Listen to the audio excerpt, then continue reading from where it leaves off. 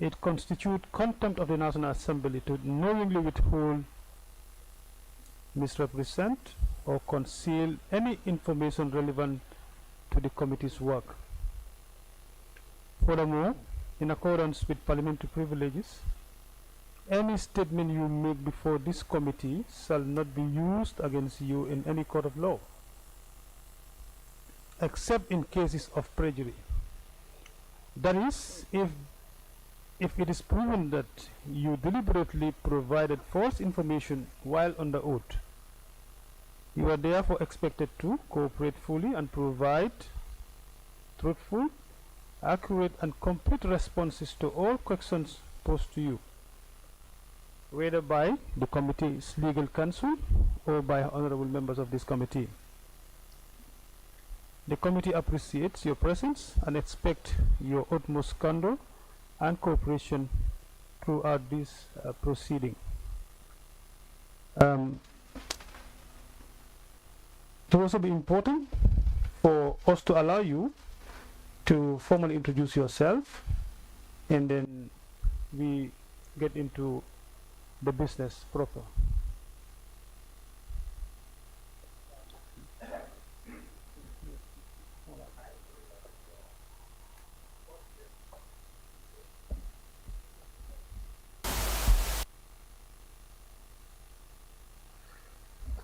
Yeah, well.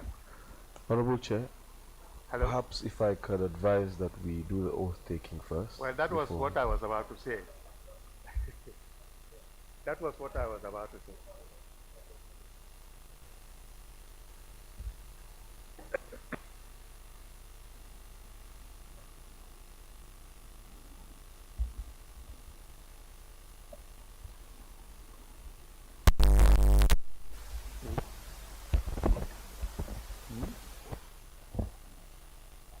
No, that's you. Yeah. Do you want me to stand up? Yeah. I, Surahata, Babukar, Usman, Janneh, do solemnly, sincerely, and truly swear that the evidence I shall give before this committee shall be the truth, the whole truth, and nothing but the truth. So help me God. Okay.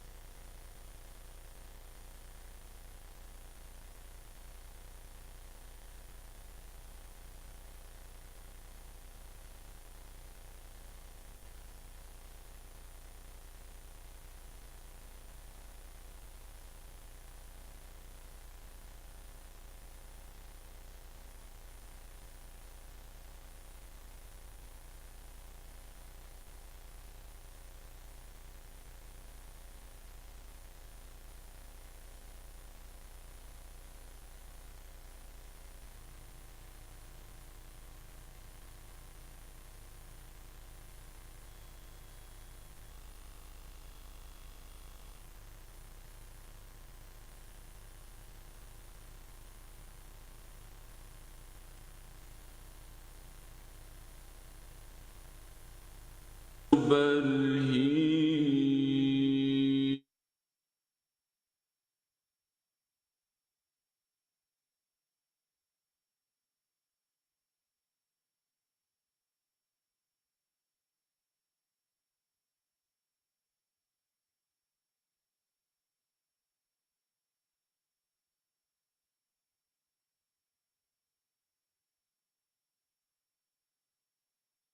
statement? Yes, I did. I thought actually it was a subcommittee.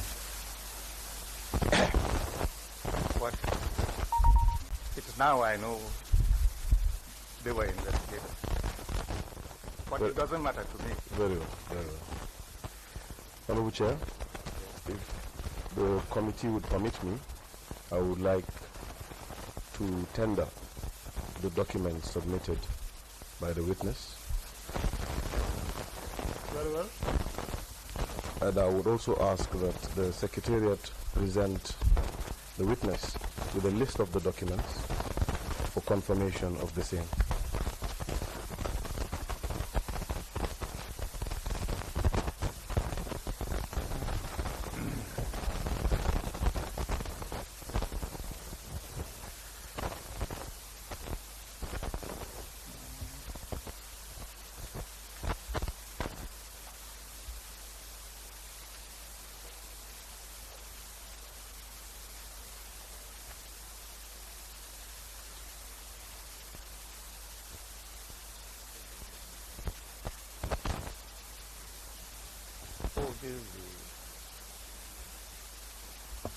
Mr. Janneh, you may go by the list. I believe it would be more expedient if we go by the list than singling out each document.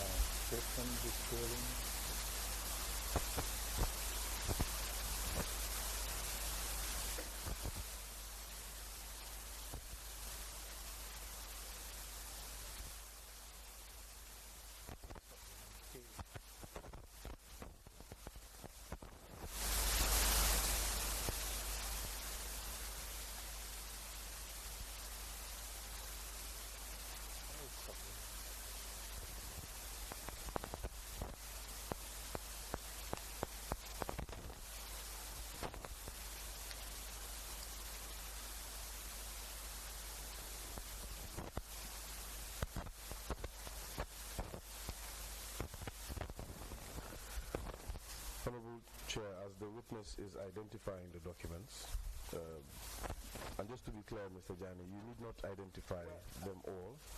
You could identify them from the list of documents provided to you, if you're satisfied with the list. Okay, not only the list. I have to look at the, for instance, I already have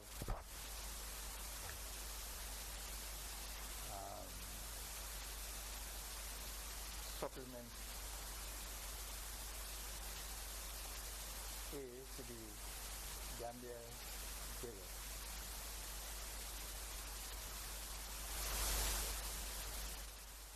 Oh, I see. Okay, it's on the side. All right.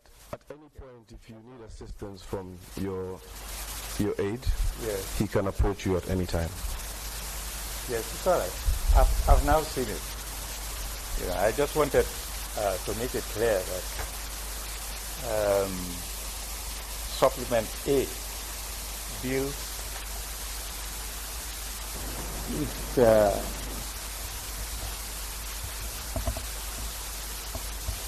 supplement A has all the accounts of Yahya Jammeh, and it's written there. By supplement A, you mean the legal notice, number 15 of 2017? Yes. Which the committee has identified as SBS2. SBS2, yes. It's Correct. there written. Indeed. Okay. So we would proceed then. And No, I wanted to explain. at this very juncture, you need not explain. We wish to admit the documents. You will have ample opportunity to explain. If you could allow us to... I'm sorry to say that once you admit the document, then it is as if what I later knew to be the fact that there was another schedule of properties which never appeared in the Gazette, and it does not appear in the Gazette. That's a crucial fact. Yes, and you will have ample time to explain Yes, that away. I It is not an issue at this time. At this very moment, we wish to tender the Gazette as a document that you've presented. Yes. And I don't believe it's in dispute that you did present the Gazette. No.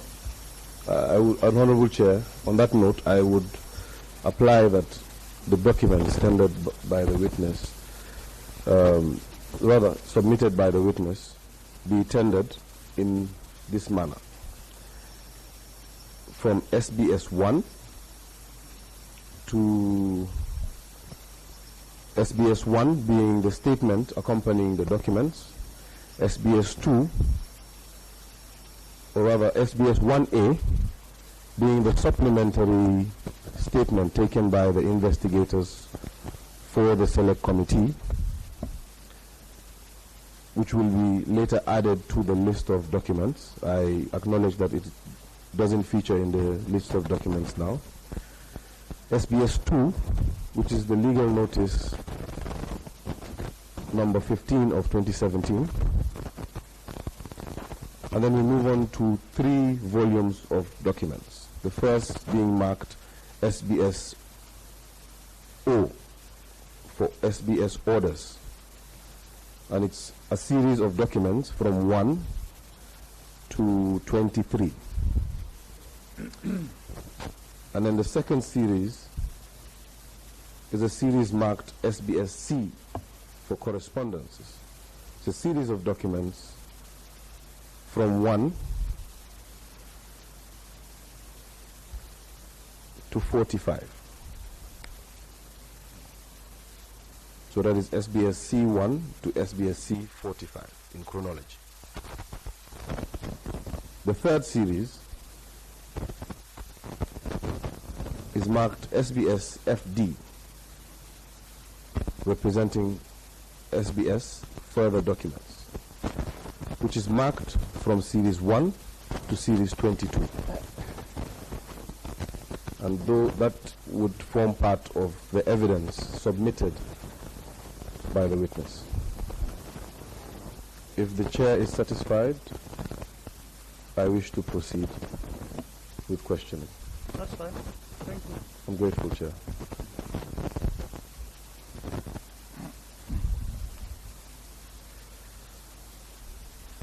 Mr. Janneh? Yes. Please. As the Chair had mentioned in his opening statement, our session today would focus on the establishment of the Commission. The committee would like to get an understanding of what occurred when the Commission was set up. And on that note, my first question would be if the government of the Gambia, through any ministry, had contacted you prior to the establishment of the Commission to discuss issues pertaining to an impending Commission. Definitely, I can't remember that.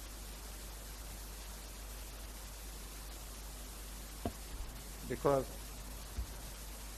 what I consider to be the establishment of the Commission is the issuance of the Commission by the President of the Republic of the Gambia. Very well. Before then, I had a discussion, of course, with the Attorney General as to my willingness to be appointed chairman of the Commission.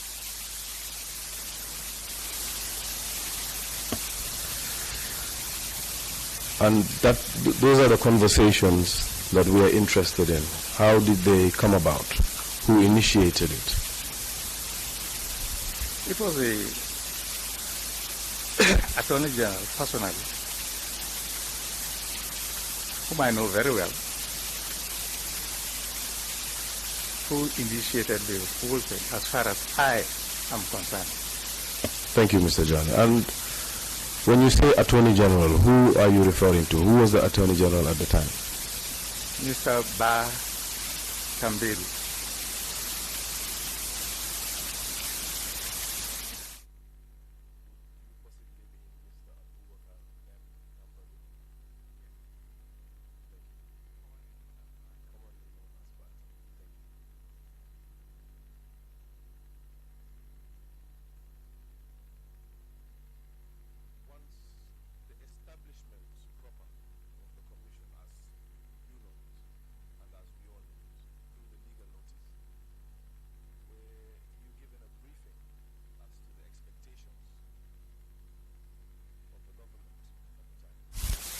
Is it okay?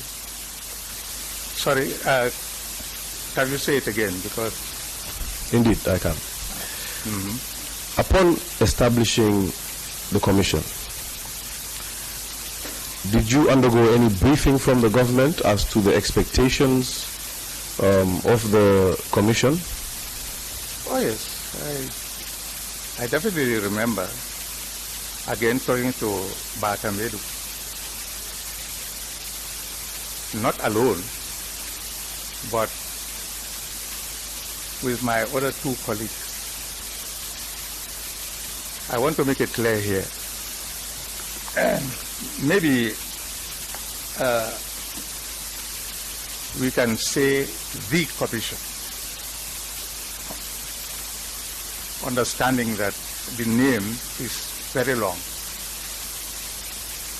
Now, I want to make it clear because there is a great misunderstanding. That's why I want to make it very, very clear that you have a commission of inquiry. And that commission of inquiry has only 3 commissioners.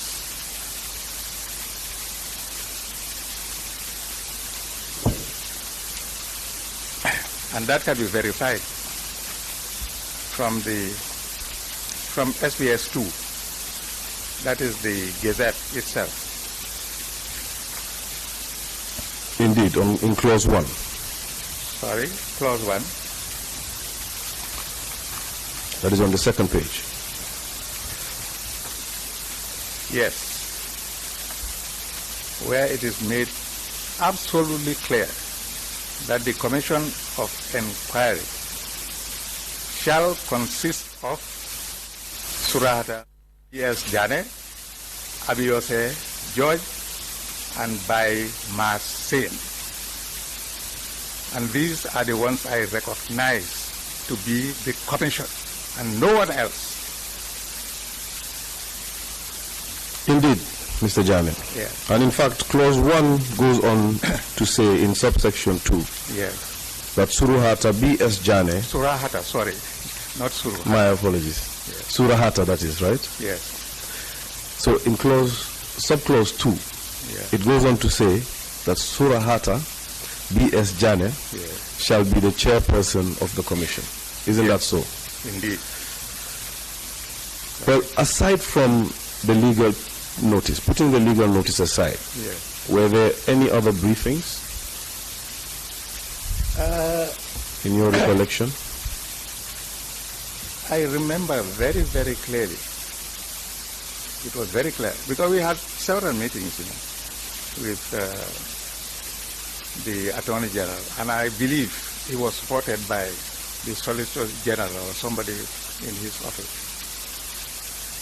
And these meetings were held in his office. Now, I remember one meeting where not only the commissioners, but those supporting the commissioners, namely the lead counsel and the secretary. And I'll also, before I continue, I would like to remind the committee that I believe what you're looking for is No, the last page, well, I can't see the pagination. It's page 4. But, okay. Clause 5 and 6. Yeah, I don't know why it is not paginated here. Anyway, maybe it's just the photocopy. What you say is page 4, is it? Yes, and to save you time, we would definitely note, the committee would note that the secretary was appointed in clause 5, and the appointment ought to be made by the president, yes. And the lead counsel was appointed under clause 6, an appointment to be made by the Attorney General. That is the point I want to make. Indeed. These are the people I call the supporting officers. Indeed. What the committee is interested in is... I want to continue. I just want to make this clear for everybody to know. As you will. But I'll continue.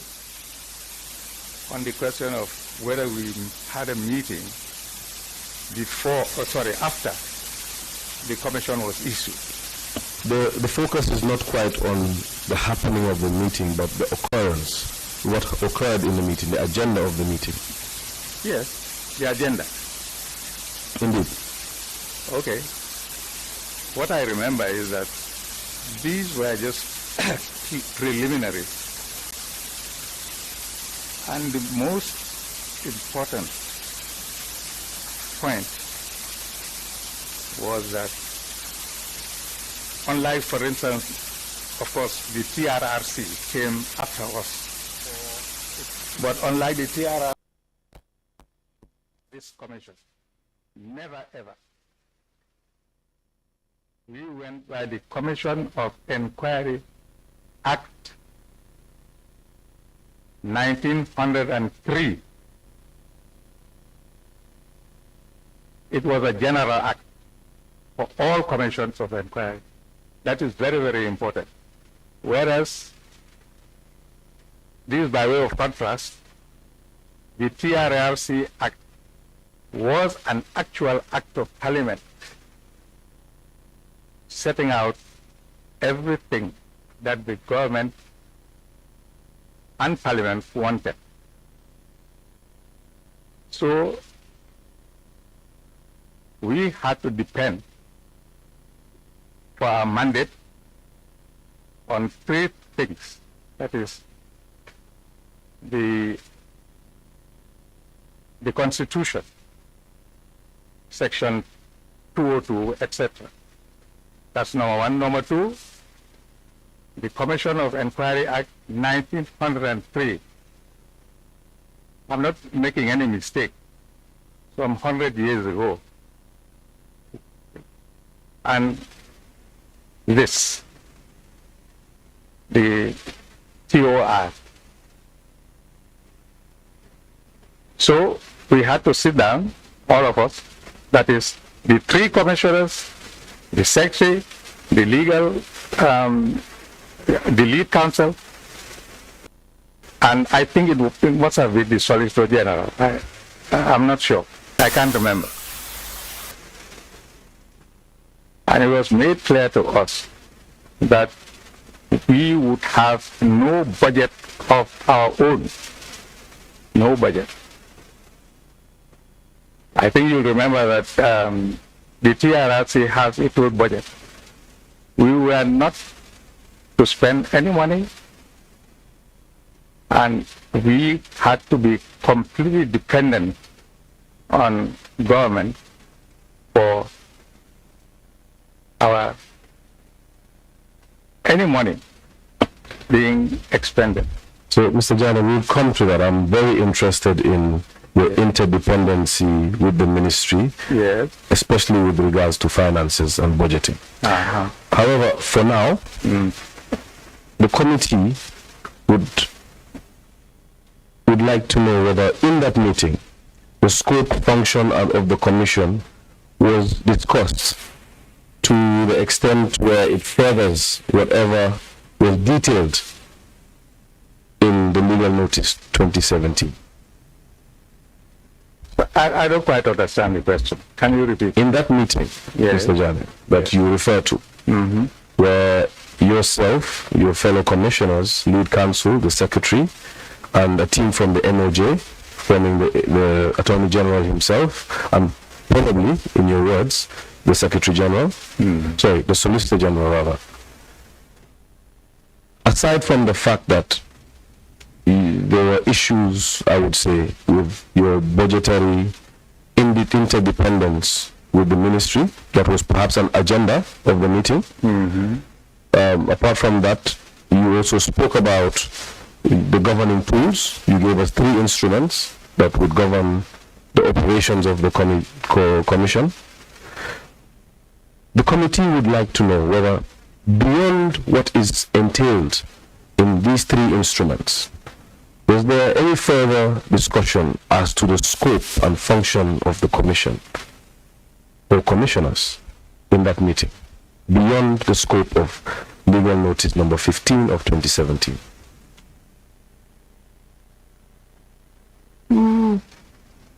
Not really, no. Everything dependent on the 3 instruments I talked about. Thank you, Mr. Jammeh. Yeah. What about the interrelationship between the Commission and the Ministry of Justice? Was there another document, aside from the 3 instruments, that spelled out the relationship between the Commission and the Ministry? I can't remember that. That's fine. With the benefit of the legal notice before you, that is our SBS2 for the record, how did you interpret your role as chairperson? My role? Indeed. There too, if I can lend some context to my question, if I will, was your role perhaps more of an administrative role, or was it supervisory, was it judicial in any way, or was it a combination of all?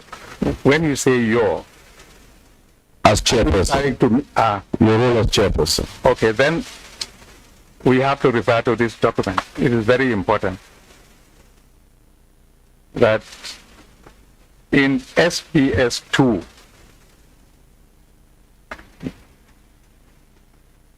that is where you have the...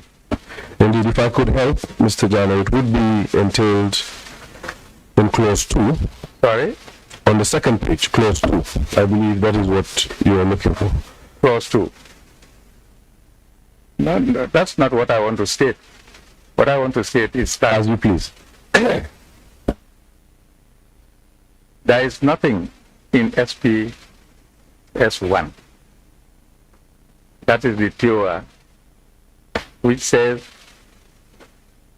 that the chairman has a special role, except that he chaired the commission.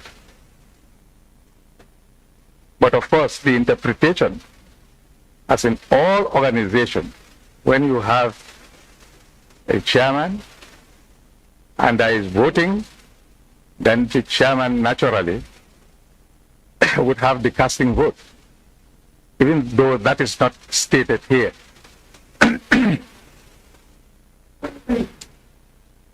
Again, it is exactly, I believe, because I have not seen any other, it is exactly SBS2. It is exactly the same SBS2 that was written to each and every commissioner. No special role appears in SBS2 except the role of being the chairman. So the chairman never had any special power. We were all equal, and I was the chairman. So we decided to act by consensus. and not by voting.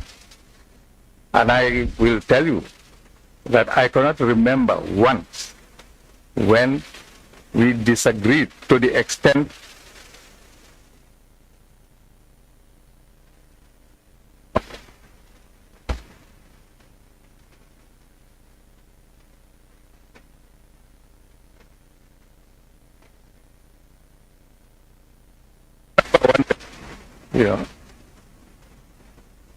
I am, and it is not stated there, but I am a lawyer.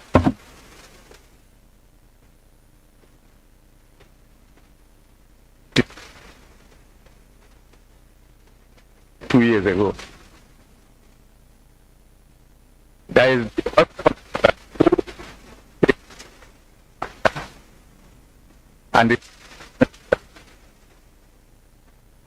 and a lady too. Very happy about it. I was very happy when that was the case. He was a professional accountant. So naturally, when we have discussions and it concerns accountancy, she would lead. Not that we will all accept what he or she told us, no. But being more knowledgeable in that particular subject, that's for example, Abiyose Joy, the accountant would lead on it, give us a lot of knowledge, and then we discuss on the matter according to our own understanding and knowledge of things, knowledge of the world, and so on. That is the same with other things, like banking, for instance. And then when it came to matters of law and so on, of course, I would prevail, if you like, except that we have a legal advisor, that is the lead counsel. And we all respected her input. That's Ami Bensouda. The secretary would be there for to record.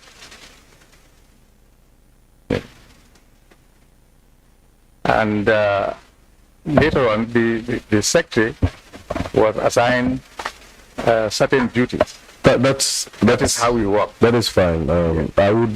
I just wanted to explain exactly how. That's fine. The committee has definitely got the picture. Yes. If we could circle back to your role as chairperson. Now, indeed, you have made clear that, to your mind, the role is not distinct from any other commissioner, save for in terms of voting. Is that right? Sorry, that your role as chairperson did not quite differ from your two colleagues. Exactly. Save for when it came to voting. That is perhaps when your role had some privileges to it. But I have already explained that I do not believe we ever voted. I understand. So we acted through consensus. I understand. Yes. But if you are talking generally, yes.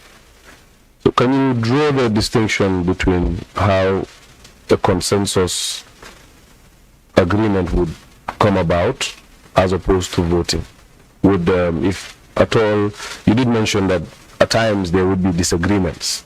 And if those discussed. Yes, indeed. Mm-hmm. And if those disagreements arose, would the consensus mean that one or two of you would have to amend their position?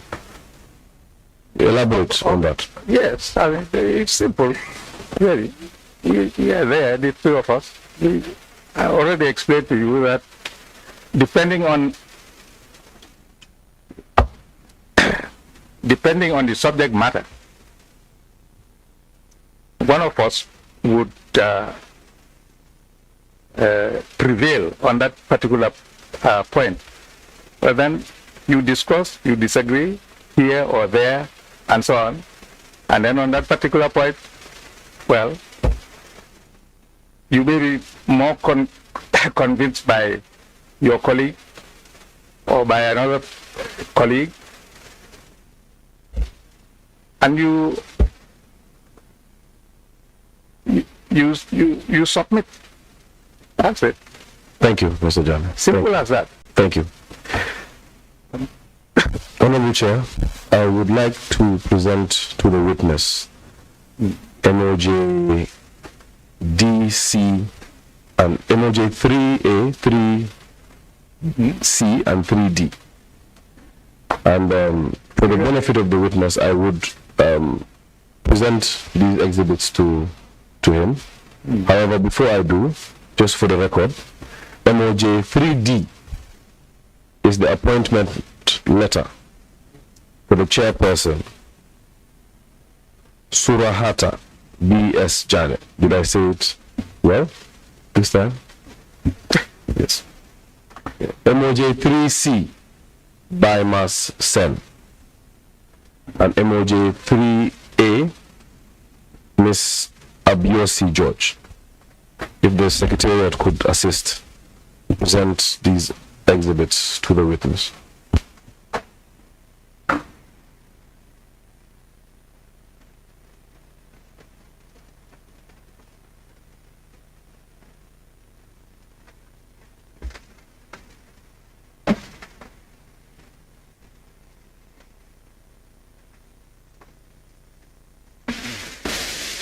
Thank you.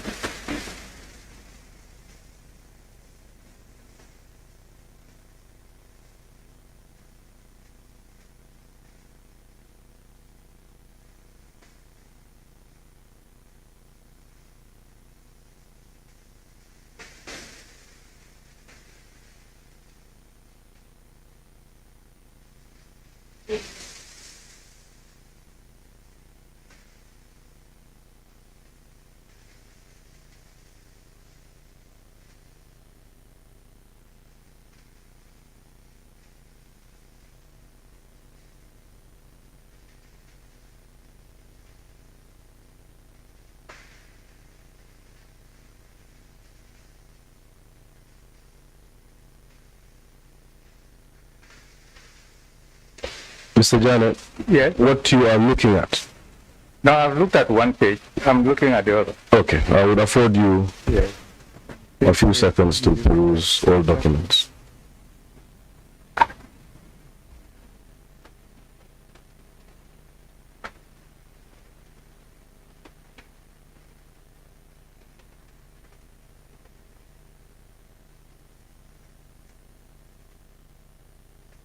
Yes. Yes. I've read. Yes. One was the I think you mark it. All right. You are going to mark it later as an exhibit. Anyway, It's marked. it's marked already. It's marked already. All right. Exhibit 1. Sorry, exhibit 4. What are you referring to as exhibit 4? Sorry? Perhaps you can indicate what letter that is, to whom it's addressed. Yeah, that's what I'm saying. The one was addressed to me. For the record, that's exhibit MOJ 3D. Exactly. All right. Okay, and I see also MOJ 3A.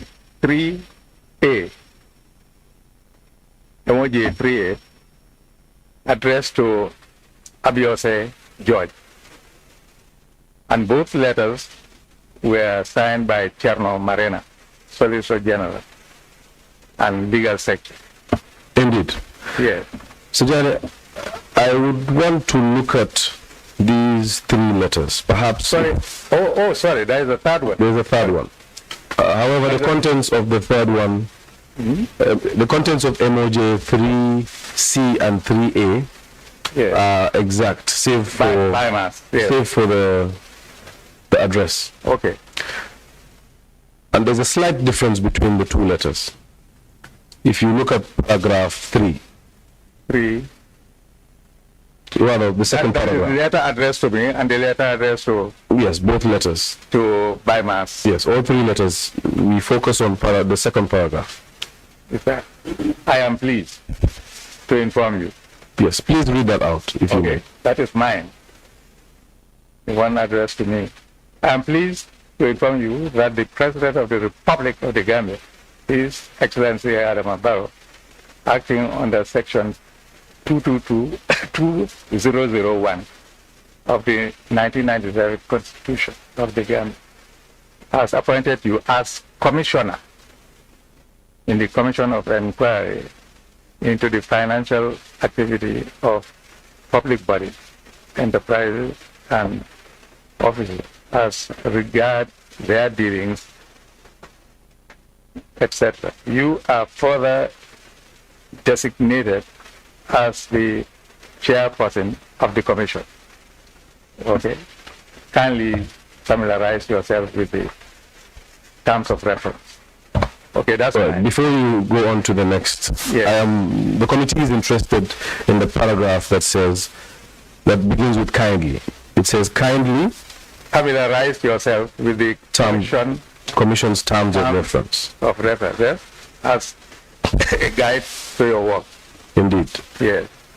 Can we move on to one of the other two, either one? Yes, one, yes. This is the one addressed to... There's a similar paragraph. Let's take this one, for I've read before. The one addressed to Abiose George. There's a similar paragraph beginning with kindly. Kindly, yes. Kindly familiarize yourself. Could you read that for the committee? Kindly familiarize yourself with the Commission's terms of reference attached herewith and your TOR as a guide to your work. Can we, for the sake of the record, yes, I would reflect to you, and perhaps you can confirm, that the contents of MOJ 3A and 3C, oh, sorry, sorry. Is it okay now? All right. So, yes? Yes. To confirm for the record, the contents of MOJ 3A and MOJ 3C are exactly the same, save for the address. One being for Mr. Baima Sen, and the other being for Ms. Abiose George. Correct. Yes. However, between those two letters and the letter addressed to yourself, there is a fundamental difference. Well, not quite fundamental, but there is a difference nonetheless that you read.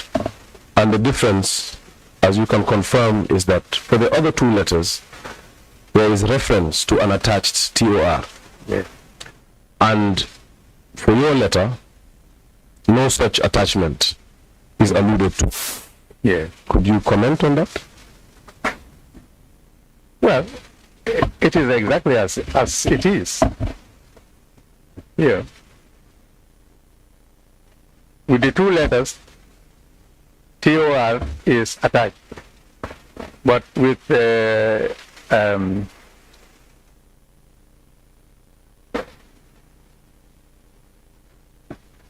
sorry. Oh, you are talking about this, the second paragraph, is it? Yes, the second, it should be the second paragraph. Where you have the difference. The paragraph that begins with kindly. No, kindly. Oh, that's the fourth, that's the third. Indeed, now, the third. And very short too. Kindly familiarize yourself with the Commissioner's terms of reference as a guide to your work. Now, that compared with the kindly in the letter written by the other two commissioners, kindly familiarize yourself with the Commission's terms of reference attached. I see. So the only difference I can see here really is, whereas in the other two, they talk of the Commission's terms of reference as being attached. It does not state so in the one addressed to me. That is the difference I can see, unless you point out another difference. Yes, if I may point out that in the other two letters, Yes. two documents are referred to, the Commission's terms of reference as well as the individual commissioner's terms of reference. Isn't that the case? And reference is being made to an attachment which would be the individual's terms of reference attached. Well, so it seems, yeah. So there are two documents referred to in the other two commissioners. Yeah. But in our letter, only one document is referred to. Yeah. The document asks that you familiarize yourself with the general mandate of the commission. Yeah. Were you ever furnished with a TOR, a terms of reference, as chairperson? Not a particular. I've already said so. That if you talk of a particular, no. This is the one that I have. From those two, sorry? from the two letters, Yeah. of the other two commissioners, Yes. it is clear that a TOR personal to the other two commissioners was indeed issued to them from that letter. Yeah. Isn't that so? Yeah. Well, so it seems, as I said. Were you ever privy to any of those? Yeah. Any other term of reference with regard to the other two? Indeed. Definitely not. No. Not at all. All right, we would move on from that. If the Secretariat could kindly collect the exhibits back. Mr. Janneh, Sorry. Yeah. prior to the establishment of the commission, Prior. to the establishment of the commission, Yeah. But by the establishment, you mean the issuance by the President of the of Republic? the legal notice, yes. Okay, the legal notice. Yes. All right. Prior to the issuance of the legal notice, Yeah. the legal notice thereby establishing the commission, Mm-hmm. the government of the Gambia, through the Ministry of Justice, approached the High Court through a suit filed in May 2017. The parties in that suit were the Attorney General and Yahya Jammeh. Are you aware of that suit? I can't remember that. Perhaps if Concerning, can you help a bit?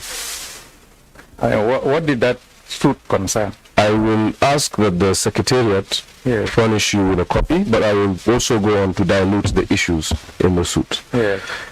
The suit, just give it.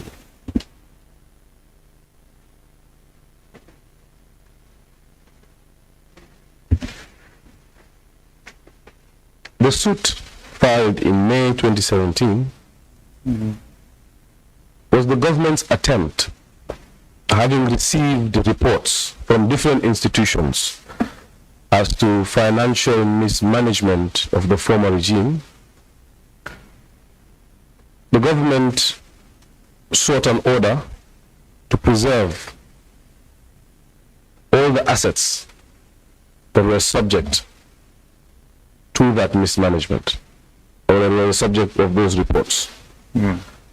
Would you recall any such order? Yeah, I'm just looking at the content of it.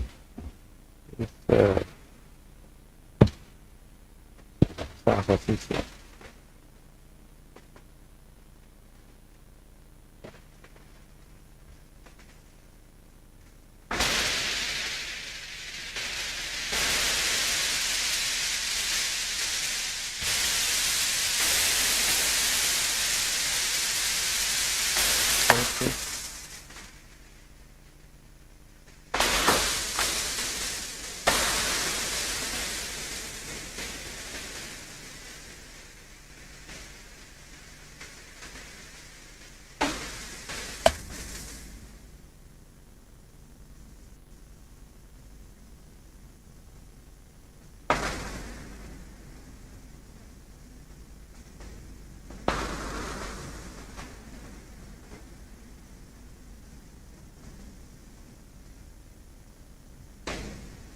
Okay, I would like to believe that I saw this order only by deduction. You see, in this, the order, what's the exhibit emoji 5A. All right. You will see in the content, lands owned by Yahya Jammeh. And then you will see also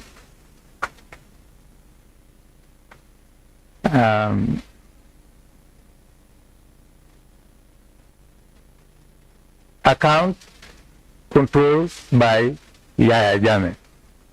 Now, in fact, I've already explained that in this other exhibit, that is SPS2, you do have the account control by Yahya Jammeh as a schedule, full, it's about 80 accounts owned by Yahya Jammeh. That is here. But you do not have land owned by Yahya Jammeh attached on the same as a schedule of the emoji 2. That is understood. Because I said by deduction, I might have received it. Because I know that I saw land owned by Yahya Jammeh elsewhere and not here. So it is quite possible that I saw this document. In fact, if I can... That is, by document I mean emoji 5A. Yeah, it's quite, indeed, quite likely, yes. In fact, that document, emoji 5A, was an order sought by the government through the Ministry of Justice to prepare the ground for the commission. Well, I don't know that. But it's possible.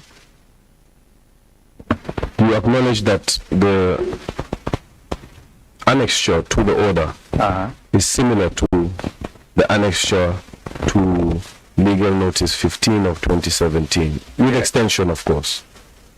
With the what? With a few more assets included.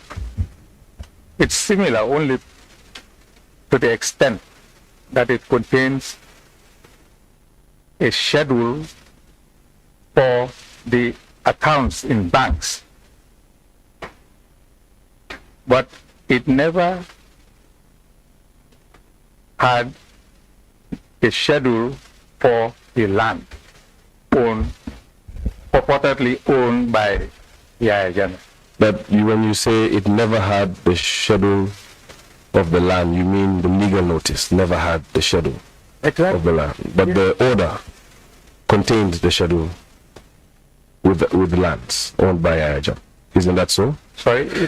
Emoji 5A contains a schedule or an annexure that itemizes the lands purportedly owned. No, not the land, the account in the banks. This document here. I'm referring to the document on your right. Yes, yes. This one. Did that document contain all, including the land? Both schedules. This one. But this one contains only one schedule.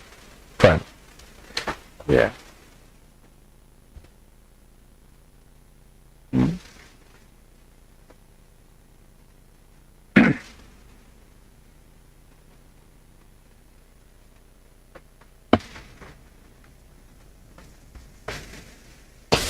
Mr. Janneh, I would like to look at the contents of emoji 5A.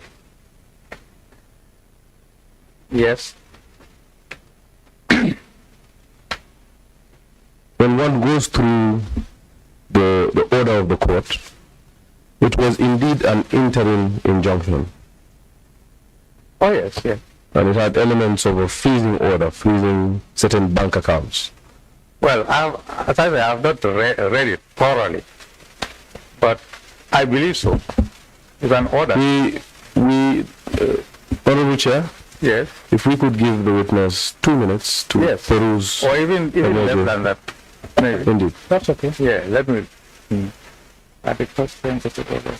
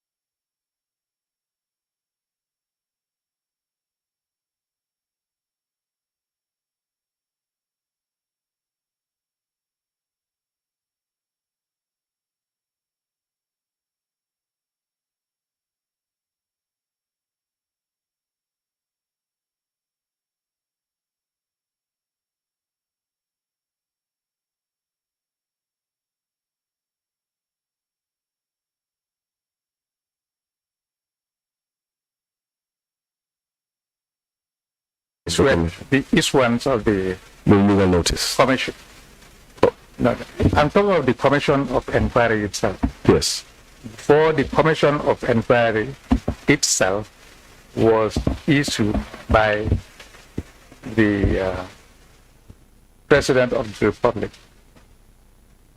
And I think there is a time that the order was made in, it must be noted, in May, 22nd of May, 2017.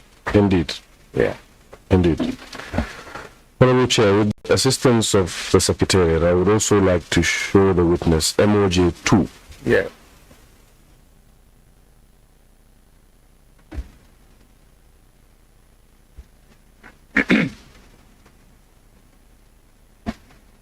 For the record, Honorable Chair, MOJ 2 is quite similar to SBS 2.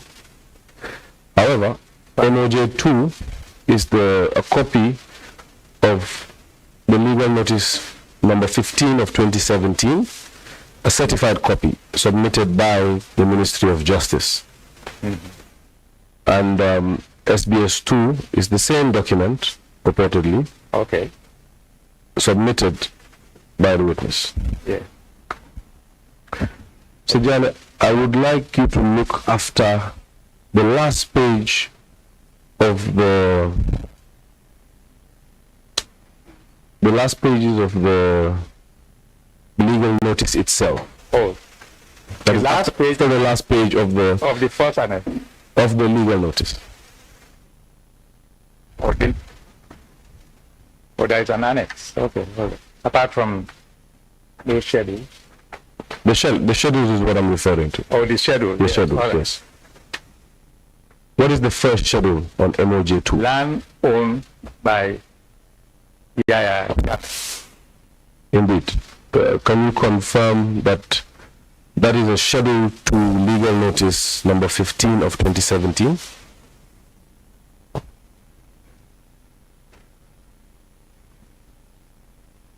Yes. But it seems as if maybe it was revised. All right. Could we look at the last page of the document? The last page of the document.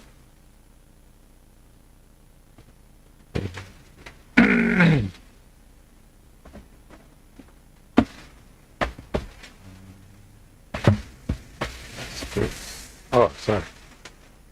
The last page of the, I believe after the schedule of the entire document. Oh, indeed. okay. Sorry. Yeah. What does it entail? So, it states at 7, at paragraph 7, police officer. Is that it you are talking of?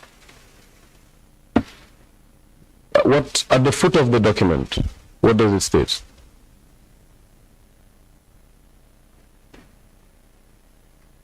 At the foot. Printed, you mean printed by the Gambia printing? Is there a date at the foot of the document? Yes. A date at the foot. Well, what I see here is 04. Perhaps at the end of the document, not the foot. Oh, you're talking of the date. 12th day of July, 2017. Is that the date on? Oh, it's not at the foot. That's fine. I beg to be corrected. There is a date nonetheless. The date before Adama Barrow. Indeed. Yes, there is a date there, 12th of July, 2017. And it's purportedly signed by Mr. Adama Barrow. That is the President, His Excellency.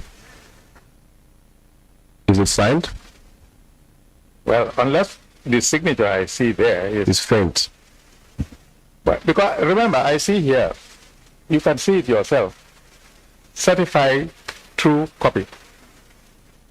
Certified true copy. But the signature of Adama Barrow, I don't know.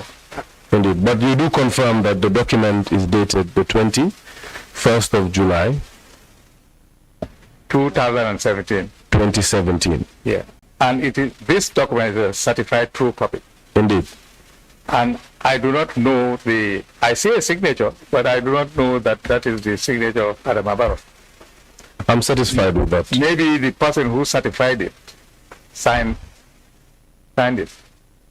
Indeed. Yeah. Let's move on to, for reference purposes, yes. If we could use MOJ 5A together with MOJ 2. Yes, I agree. Yeah. For the purposes of MOJ 5A, Mr. Janneh, sorry, that is the injunction. Yes. And I have had opportunity to peruse it. Yes. We do confirm that it was the government's attempt to preserve what would later be the very mandate of the commission, to look into those very assets. I've already explained that the mandate is expensive. You know, there is a mistake when people equate the mandate of the commission with the TOR. In fact, the TOR is only part of the mandate. You see, let me just explain. As you explain, Mr. Janneh, the committee would benefit from context to refer to the document so that we are following your distinguishing the TOR and the mandate. Yeah, the mandate, I've already explained what the mandate is. And what, for instance, is in the Constitution, because I've said that Section 202 in the Constitution is where you have the primary mandate of the Commission, because the Constitution is supreme. There was a time Parliament was supreme. There was plenty of talk of supremacy of Parliament in England as well as in the Gambia, when we didn't even have a constitution, because we we acted in accordance with the colonial power. But now, since the Constitution of the Gambia is supreme, Parliament cannot do anything that is against the Constitution, because it's null and void, and to no effect. That is understood, Mr. That is why I am saying the mandate is very different from the TOR. TOR is part of the mandate, and also the Act of Parliament is there since 1903. It is part, anything there is part of the mandate, because it has not been cancelled, unless what is in that Act contradicts the Constitution. Because I have already explained that this Constitution is supreme, the supreme law of the land. Thank you, my stand on this. For the purpose of illustration, yeah, could you guide us as to what you refer to as the mandate of the Commission in the Constitution and vis-a-vis the TOR of the Commission? Yeah. Do you need a copy of the Constitution? Did you, are you accompanied by? Well, I brought it. I think I brought it. Look at it. Please, hang on.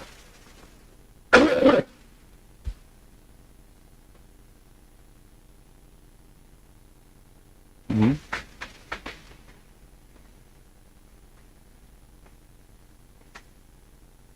Yeah. No, it's get it. Oh, here, good. Right.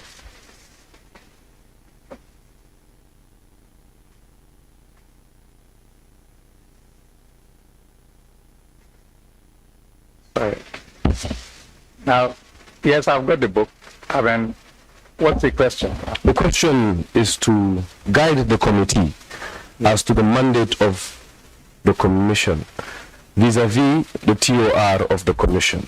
Your position, I believe, correct me if I'm wrong, is that the Commission would find its mandate in Section 2021 and would find its TOR in Clause 2 of the legal notice. Yeah. Kindly put us through.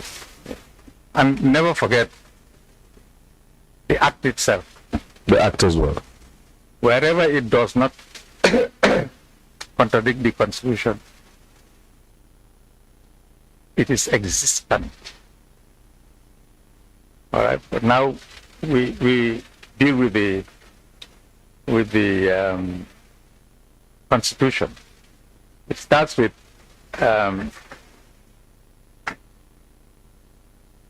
with 200, Section 200. Okay, where it simply says the President may, whenever he or she deems it advisable, issue a commission appointing one or more commissioners and authorizing such commissioners to inquire into the conduct of any public officer, the conduct of any district sefolu, the conduct or management of any department or authority of the public service or any local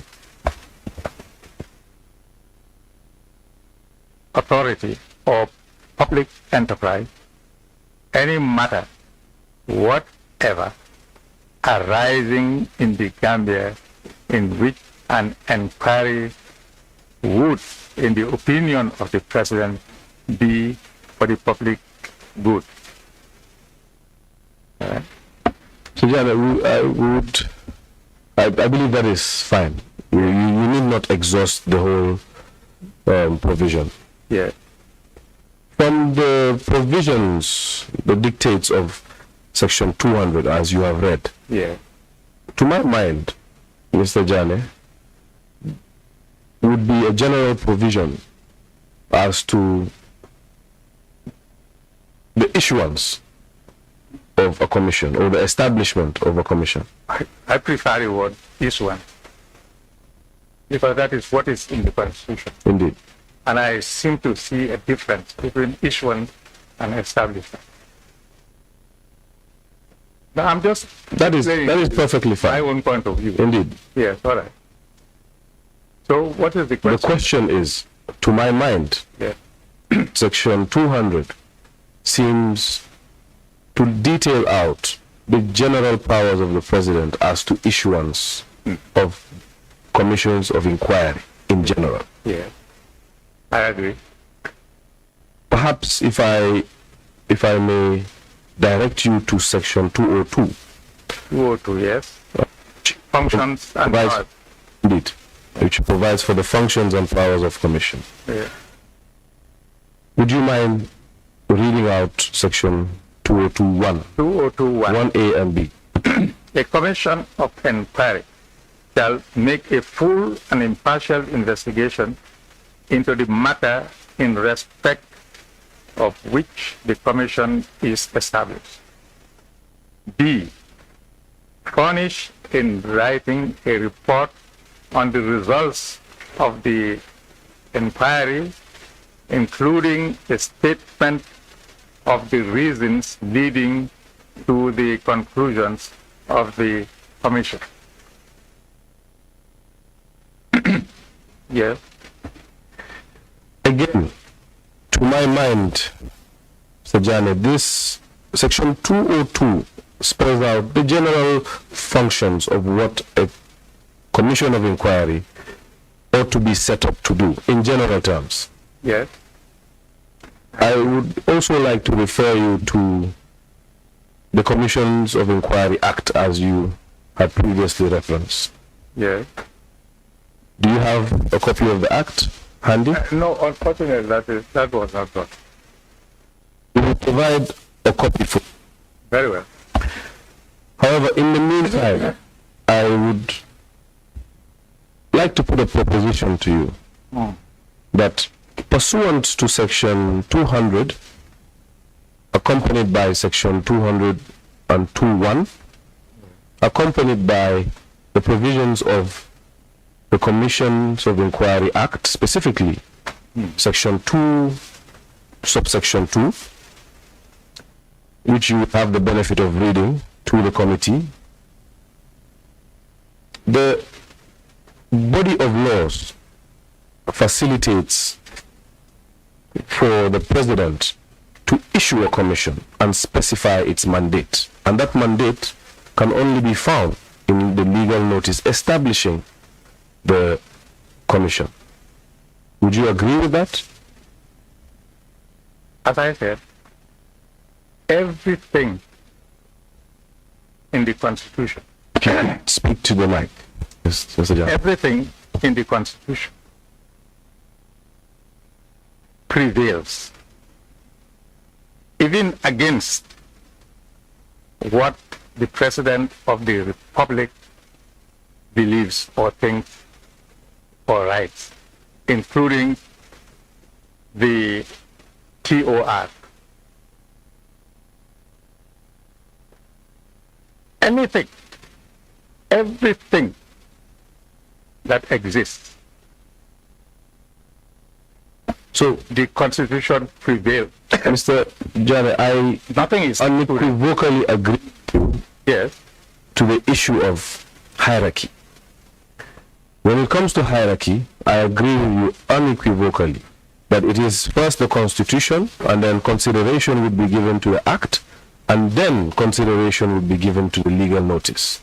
My question, however, is where any particular commission, to be particular, this particular commission that was given the informal name the Janneh Commission, where would the Janneh Commission get its mandate from, its core mandate from? Well, there is nothing like core mandate. There's nothing like it. That I disagree with. If indeed you believe that there is a core mandate, then the only thing that would be core would be something that would be derived from the Constitution. I am saying that these instruments go together. You have the Constitution. It states a lot of things, you know. It's not only 2002. You have 2000 and this just to give you an example. Yeah. Perhaps if I could assist the direction of no, sorry. If you allow me, I'll finish. As you please. Yeah. I say, for instance, the Constitution says a commissioner appointed. What section are you referring to? Section 3. So, sorry, Section 202, subsection 3. A commissioner appointed under Section 200 shall not be liable to any action or suit in respect of any matter or thing bona fide done or omitted to be done in the performance of his or her functions as a commissioner. You know, that is quite important. I agree. All right. However, I'll give you. Please, sorry. That's fine. I appreciate. I would be very happy if you allow me to finish. I appreciate the context. However, I am trying to solicit certain specific facts to guide the committee to our destination. Fact. We do agree. Yeah, but then you have been dwelling on law, as far as I know. Indeed. That's why I'm going to the law. However, I wouldn't usually go to the law. As you please. Please guide us through the law. I'm not here to give any lecture or anything. Although I should. I don't know. Frankly, I don't recognize you. I mean, what's your name, please? Mr. Janneh, with all due respect. Well, they're presenting their names. Why shouldn't you present yours? Fair enough. I would give you my name. Huh? I would give you my name and the name of my. I don't recognize you. Fair enough. Fair enough. I am fully recognized here as somebody who is the doyen of the bar. Indeed, I do recognize you as the doyen. Yes. So, if you are a Gambian, you must give me respect with regard to that. The law. Indeed. Okay. So I am. Just if we are talking about the law, since you asked the question, comparison. Mr. Janneh, if I may. Comparison concerning mandate. If I may. I have to read it. If you allow me, of course. Sorry, Mr. Chair, if you allow me. If I may, Mr. Janneh, I would like the show here. I want to. Yes, I want to look at the witness. The witness has posed the question to me. I would like to answer that question for the witness. Yeah. If the chair would allow me. You posed the question to me, Mr. Janneh, and even though I am not the witness for today, I would afford you the courtesy because you are the doyen of the bar. My name's Lamin M. Biba, and I am lead counsel to the Special Select Committee. Okay, I'm very pleased to meet your acquaintance. The pleasure is mine. Yeah. I would like to communicate that the Special Select Committee has a specific mandate, and with all due respect, I do understand that you are an individual with a specific prowess, especially in the navigation of law. However, we would like to clear our doubts as a committee as to certain issues. And one of those issues is, perhaps I can put my question as simple as possible. When the Janneh Commission wants to find its functions, what it was tasked to do by the President, pursuant to Section 200, where does the Janneh Commission refer to? it refers to the TOR, the Commissions of Inquiry Act 1903, as well as the Act of Parliament. I have my answer, but you could go on. You wanted to guide the command earlier, as you please. Yes, I will go. In fact, this is part of what might elaborate on your question, on your last question.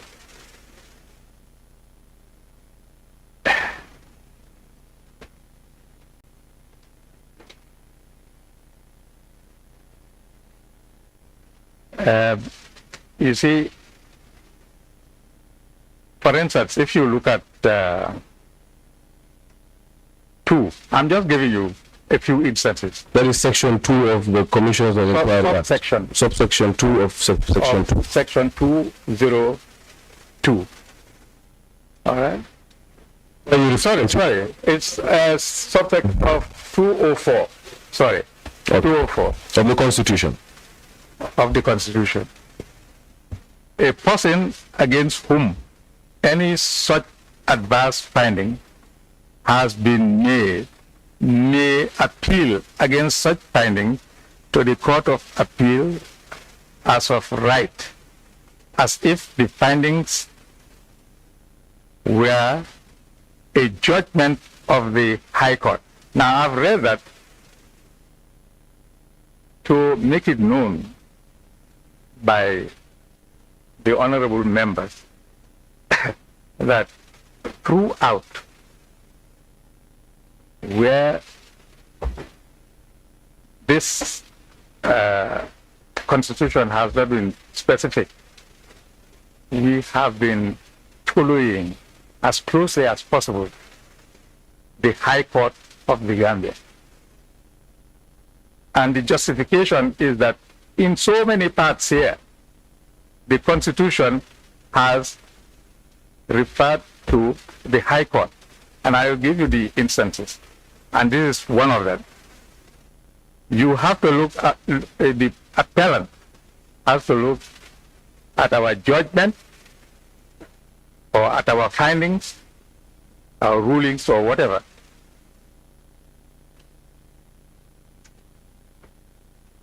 As if, and I repeat, as if, I'm reading from the Constitution, as if the finding were a judgment of the High Court, and on the hearing of the appeal, the report shall be treated as if it were such a judgment. That's only one. Now you'll see that the High Court features again at section 205. A witness before a commission of inquiry shall be entitled to the same immunities and privileges as if he or she were a witness in proceedings before the High Court. And that's not all. Yeah.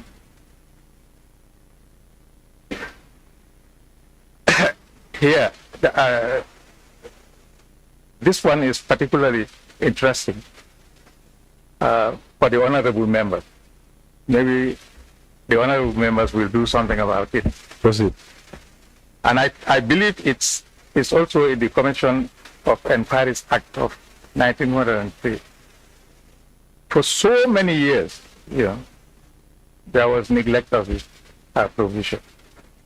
It states, an act of the National Assembly may make further provisions for the purposes of this chapter, that the chapter deals with commissions of inquiry, and subject to any such act which has not been passed for so many years, over 100 years.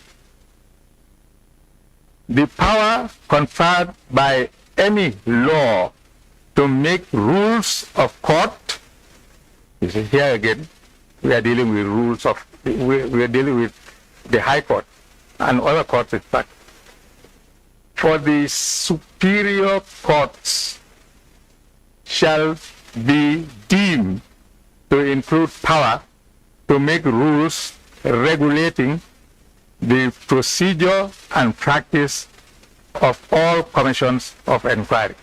That's why I say it is very important. No such rules occur. So one has to be guided as much as possible by the rules of the High Court. Not that I'm saying that they govern the commission, but that's the only practical way to deal with this problem. Thank you, Mr. Jammeh. The committee will not be looking at the proceedings proper of the commission, at least not today. What the committee is interested in today is in preliminary activities, the setup of the commission. However, I would like to take you back to section 202(1) A and B, as you had earlier mentioned. Yes, a commission of...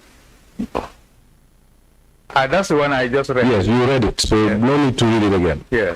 You had earlier mentioned that that is where the mandate of the commission can be found. And to deduce from the provisions of section 2021, to my mind, please feel free to confirm. Sorry? To my mind. To your mind, yes. Feel free to confirm. Yes. Or deny. Yes. There are two important elements of section 2021. The first being that a commission of inquiry shall make a full and impartial investigation, and then the second, to my mind once more, shall be that the commission shall furnish in writing a report. This is, of course, to the president. Two very important elements. Yeah. Would you agree? Yeah, very... I agree. And I would add that, in fact, the Commission of Inquiry does not have to present only one report. Although the Janneh Commission, I say the Janneh Commission because it's there, right behind you. I'm behind you. And too. it's for convenience. Oh, I'm behind you too. Okay, so I'm free to use the Janneh Commission. As you will. Okay. Now the Janneh, with the Janneh Commission, you know, as I've explained to you, you don't have an act like the TRRC Act.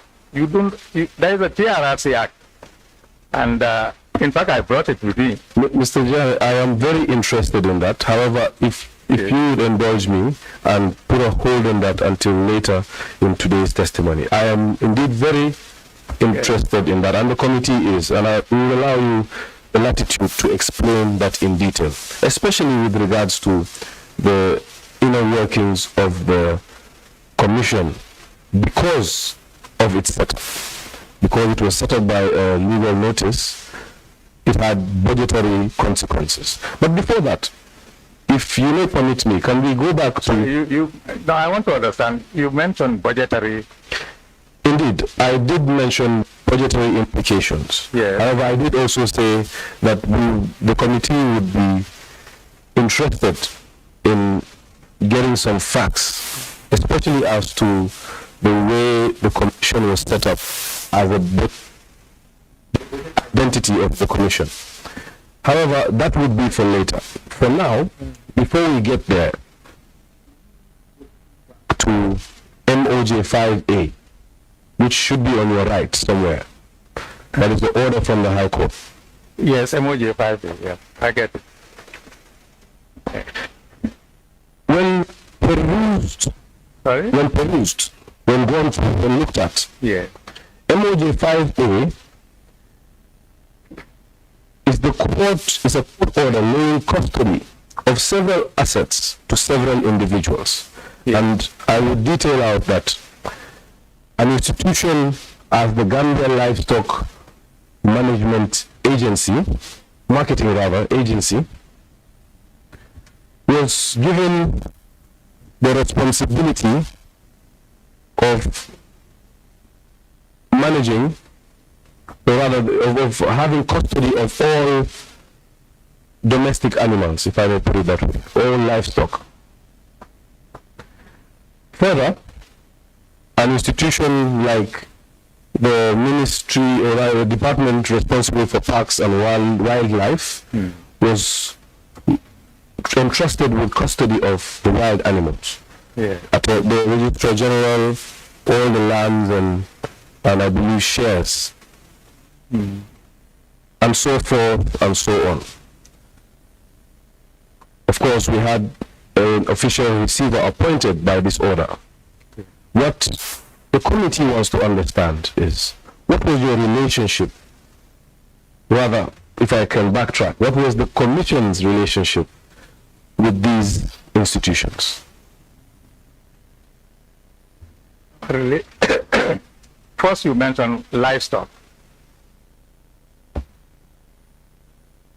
I think... Say that again? You mentioned livestock. Yes, livestock. What was the... Well, I'm taking them one by one. Okay, livestock. Indeed. Which other? So first, the livestock was bestowed upon the Gambia Livestock Marketing Agency. Yes. What was the commission's relationship with the Gambia Livestock Marketing Agency in its first few days of establishment, or months of establishment? Livestock? Honestly, I cannot remember any relationship. What I'm getting at... Unless you... Perhaps if I can give you the benefit of context. Sorry, yes? If I can give you the benefit of context. Yes. The order, which is MOJ 5A, is an order sought by the government to preserve the assets that the commission would be dealing with, in basic terms. And in preserving those assets, the court bestowed upon those assets to individual institutions and persons. If you could permit me to change the battery on my mic, I'm being urged to do so. Oh. Right.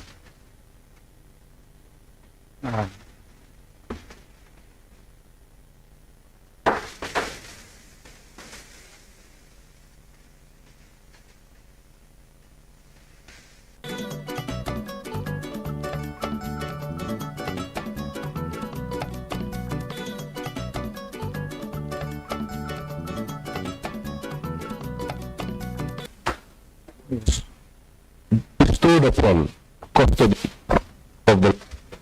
Okay. Upon the establishment... By the court order. By the court order. Yes. That is to preserve it pending the establishment of the commission. Yeah. Is that here? Pending... It doesn't say that in the order. I am... Okay, well... You can either confirm or deny. No, I just want to know whether that is in the order. The order is the creation of the commission. The order lasts for 180 days. I am inferring, I'm making inference from the order that perhaps the order was made. You need not comment on the inference, but what the committee would like to know is, upon resuming office as commissioners, what was the commission's relationship with these institutions that I earlier highlighted? Well, I've said that, as far as I know, we had no specific relation. No.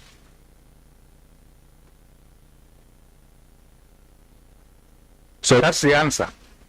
As far as I know, we didn't have any special relationship with... There was no special... With livestock or the other institutions you are talking of. At any point, did the commission come into contact with any of these institutions that I have mentioned? Oh, I mean, in the course of the commission, we dealt with so many institutions.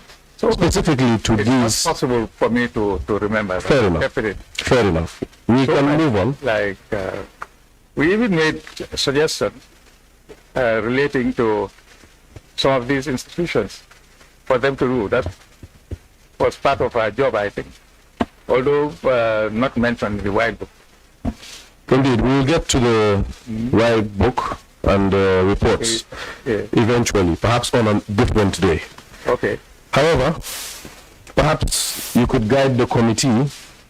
But before we do that, Honorable Chair, perhaps with the benefit of advice from the witness, would you want to take a break at this moment? If not, I could proceed. Yes. Mr. Jammeh? Yes, I don't mind. Okay. Oh, by the way, I was here on time. In fact, before time. I hope you realize that. Yeah, we know. We are Thank you aware. very much. Yeah. I wasn't late at all. You were not late at all. We are aware that you were here earlier. Okay. Oh, thank you. That's fine. So we can take a break of 15 minutes? 10 minutes should 10 do. minutes? 10 minutes is all right. 10 minutes. Okay, that's fine. Thank you, Adjourn for 10 Honorable Chair. minutes. Yeah.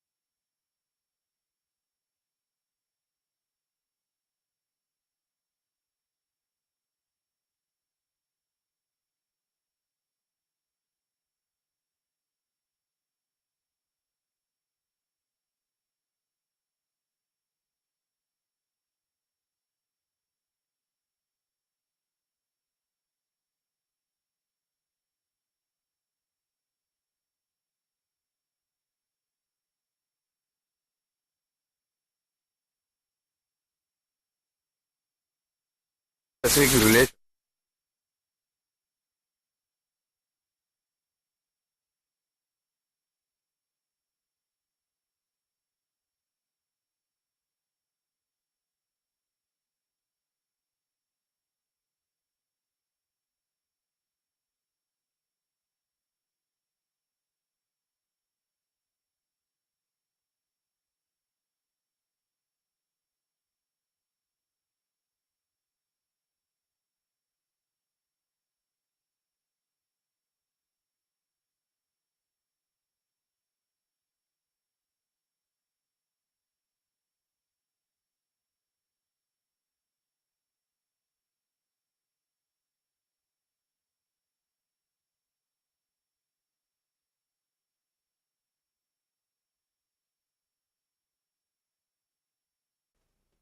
to familiarize ourselves, each one chipping in as to our mandate.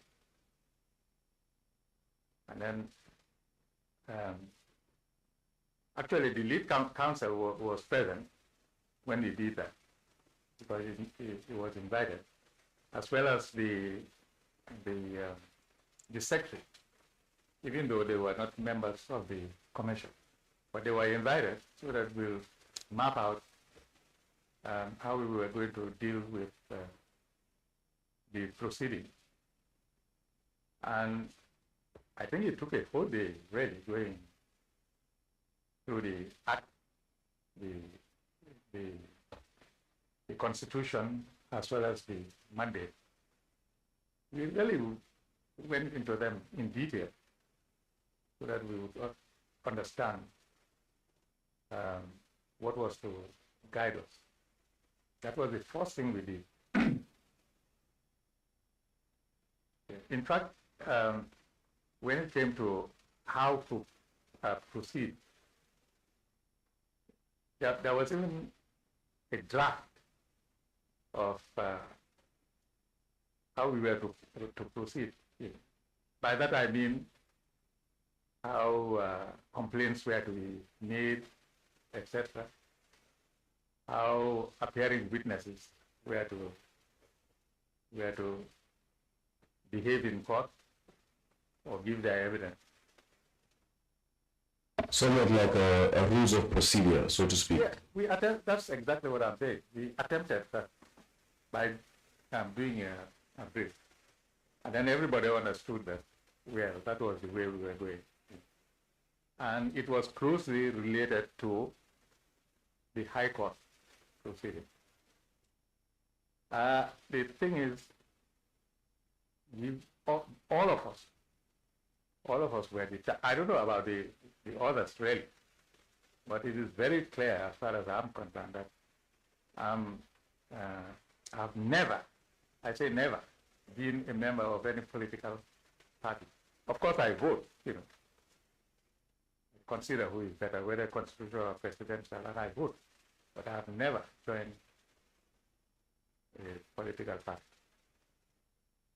Whether in the time of Jawara or in the time of Jammeh, and of course in the time of...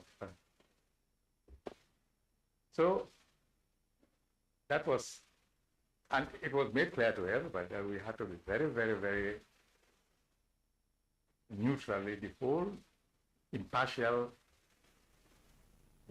honesty, of course, we didn't have to say, because that is clear. Even if we didn't read it anywhere, it was clear that we had to be apparent, transparent, and that we were accountable to. Okay, all those things were taken into account. Thank you, Mr. Jammeh. Thank you. Yeah. You referred to, it seems like from your testimony, you were referring to a specific meeting. Do you remember where the meeting was held and whether it was documented? In fact, frankly, I doubt whether we did only one meeting on that at the very beginning.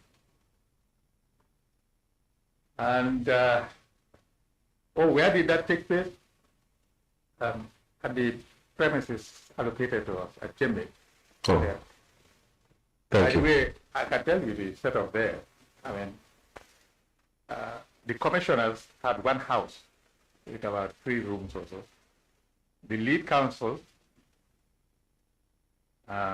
also had a house, and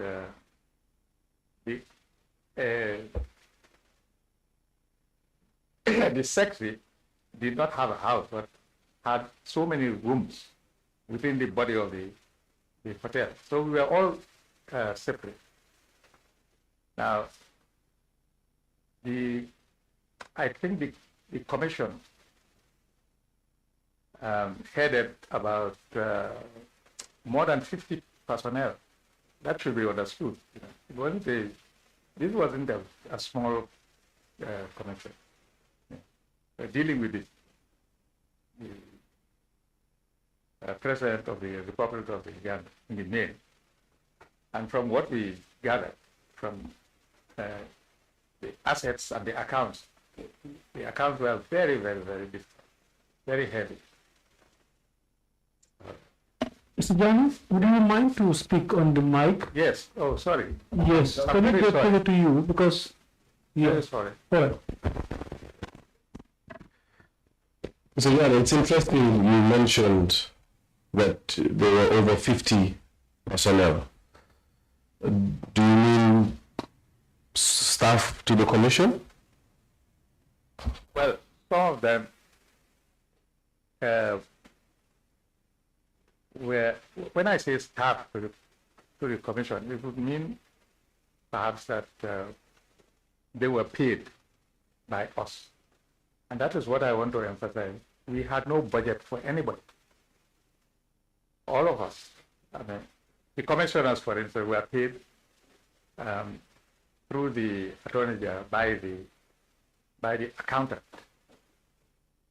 for instance. So the others had, I suppose, different people paying them. Maybe Ministry of Finance, maybe the Attorney General, the Ministry of Justice. Sorry. Oh, God, which is the best? Yeah. Sorry. Yeah, sorry. I'm sorry. I hope you are. Yeah, are you hearing now? It's not better now. Sorry. Yeah. I would direct you to the personnel, the recruitment of personnel. Yeah. Who did the recruitment of personnel? Okay. For instance, let's take the lead counsel.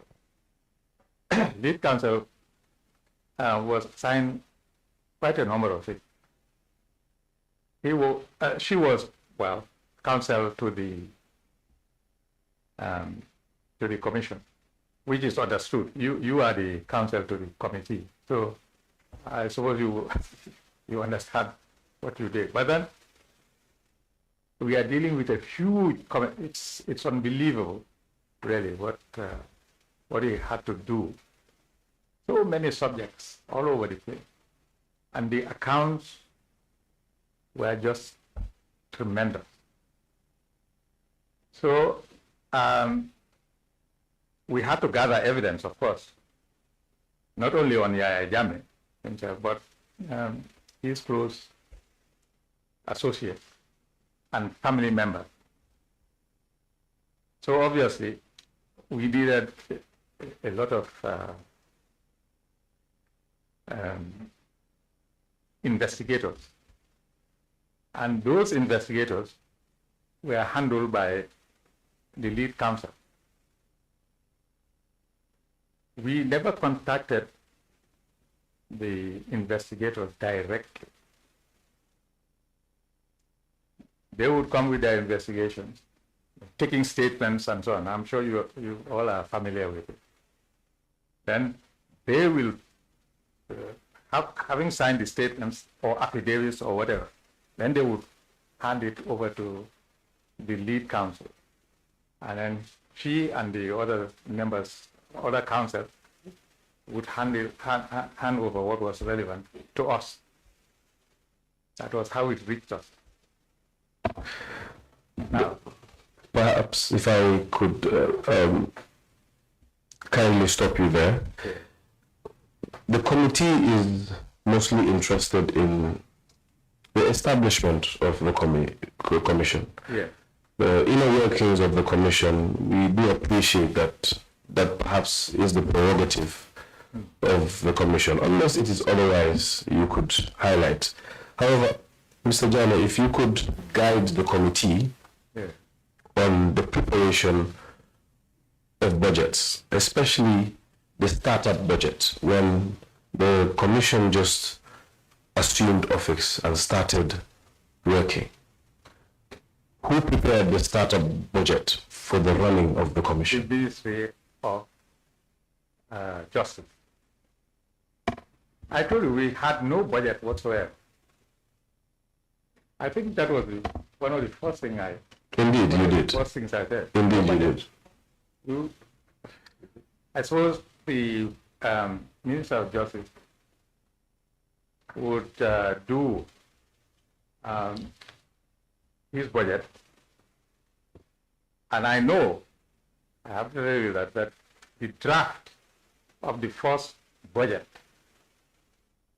came from the ministry to us, and all of us sat in the ministry's office to have a general discussion on it. But then remember, we were given only 3 months to do to deliver our report, submit our report. 3 months. That's interesting, Mr. Janneh. Where is it indicated that the committee was given 3 months? Well, the commission rather was given 3 months. I can't remember that, but there is no doubt that we were maybe it's given in the QR. Can you direct us to it? Maybe it's in the QR, but there is no doubt that it was free. That was the expectation of everyone. Maybe it's there in the. Sorry. So if we could look at clause 8, the last page. Sorry, 12. Clause 8. 8. Okay. That should be the last page of the notice before the annex or the schedule. Yeah. All right. Yeah.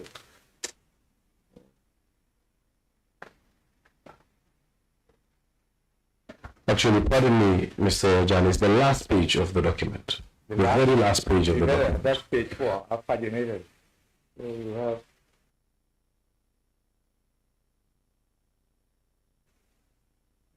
Recovering.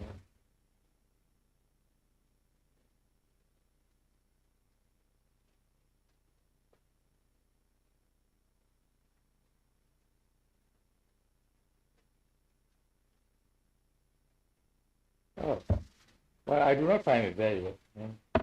It clause 8, subclause 1. Do you wish that I read it for you? It's on the very last page of the document. Yeah, I wouldn't be you're holding. surprised at all. I wouldn't be surprised. It's clause 8, is it? Yes, clause 8. Oh, right. The last thing I have there is clause 6. Yeah, please.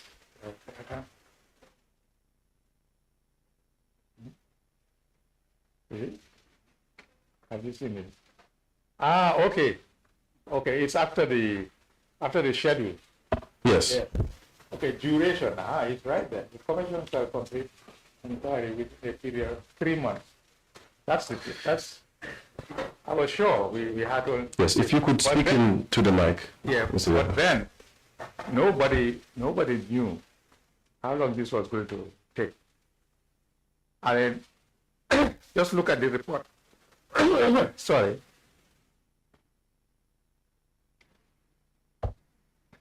The report consisted of 1,600 pages. And we, the commissioners, assisted by the lead counsel, did the report. Honestly, we didn't hire anybody, as is usual. When you have a big commission, right? Then you have to deal with cattle, land, as far as the assets were concerned, shares, shareholdings, boats. Oh yes, there were even boats. There were cars. Thank you, Mr. Janneh. Thank you. And we divided the assets into 3 categories. This must not be missed at all. Yeah. We had the luxury cars, which we were very, very concerned about. By the way, I don't know whether it is true or not, but I read in the newspapers that they discovered about 11 luxury cars at State House, unused, gathering dust. I don't know how true it is, but it may be of interest to you. These were some of the luxury. Thank you. We classify them as luxury cars. These big Benzes are, very highly expensive vehicles. and Bentleys and so on. I remember even one Bentley had, whether you believe it or not, something like a conference table. Okay. All the back steps. I remember it was so clear. Maybe used by the president on the road or something. So these were very luxurious cars. So we put them aside. Then you had the tractors you put aside. Then you had cattle you put aside. Then we had the ordinary cars. Then you had the real properties. The land, that's what we call the landed property. Because real property was a bit technical. So we tended to call them landed properties. And then the shareholdings, big amounts of money with regard to the shares in some of these expensive companies.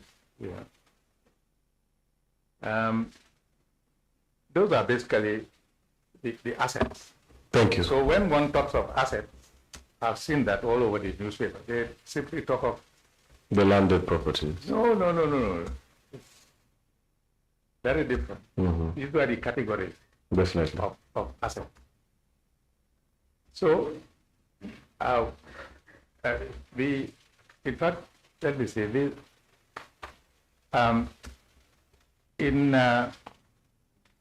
Where is this paper? Because we were still on the people that were employed for the commission. I say for because we didn't have our own budget. Yes, Mr. Jammeh, thank you very much. The committee is very interested. Yes, there is one thing in that. Just one the thing. component of budget, but yeah, that is just one important thing. Very well. Wanted to show you concerning the sorry, can we do this? Concerning the personnel 1 and 2. You have it? Okay. Now if you look at 1 and 2, volumes 1, it's volume 1 really. Of the report? Volume 1 and 2 are in this, put together. Now, for the record, the witness is referring to volume 1 and 2 of the report. Yes. I don't know whether you have them, but if you look at acknowledgement, right at the beginning, you have acknowledgement. Acknowledging, saying brief remarks as to those who are employed. You will find the number of people employed. That is where you will find this huge number of people employed by the commission, generally speaking, but by the relevant officer, namely the lead counsel, and the names are there. Those who were among the people with the lead counsel, and then the section, and it's there, the people who were with the. So that will give you a good picture of the huge amount of number of staff. Yes. Thank you very much, What Mr. not paid by us. They were all paid by or through the government finance, probably in consultation with the Ministry of Justice, but government, definitely. So the understanding the committee has from the previous witness, the committee's foremost witness, the Minister of Justice, the current Minister of Justice. Oh, I see. Yes. The understanding of the committee is that the commission recruited personnel from a vast majority of places, including public service and private service. And those staff that emanated from offices within the public service continued to be remunerated as they were in their original offices when it pertains their salary. However, an additional allowance was attributed to each and every public servant that was a staff of the commission. Can you confirm this? Well, paid by whom? The additional? The allowance paid by the commission. The commission paid allowance? That is the understanding of the committee. I cannot confirm that. It's possible, but I cannot confirm. I think the person who can help on that. Mr. John, if you could kindly speak to the mic. Perhaps if you could draw it closer to you. I think the person who can help on that is the accountant. I told you right from the beginning that we had people who specialize, but I cannot. What? No, we never decided that. But in fact, the question to pose is, where would we have got the money? It is the committee's understanding that the commission was subvented through the vote of the Ministry of Justice. I'm not sure whether you understand that. That is public service language. Yes, I was a civil servant years and years ago. Fantastic.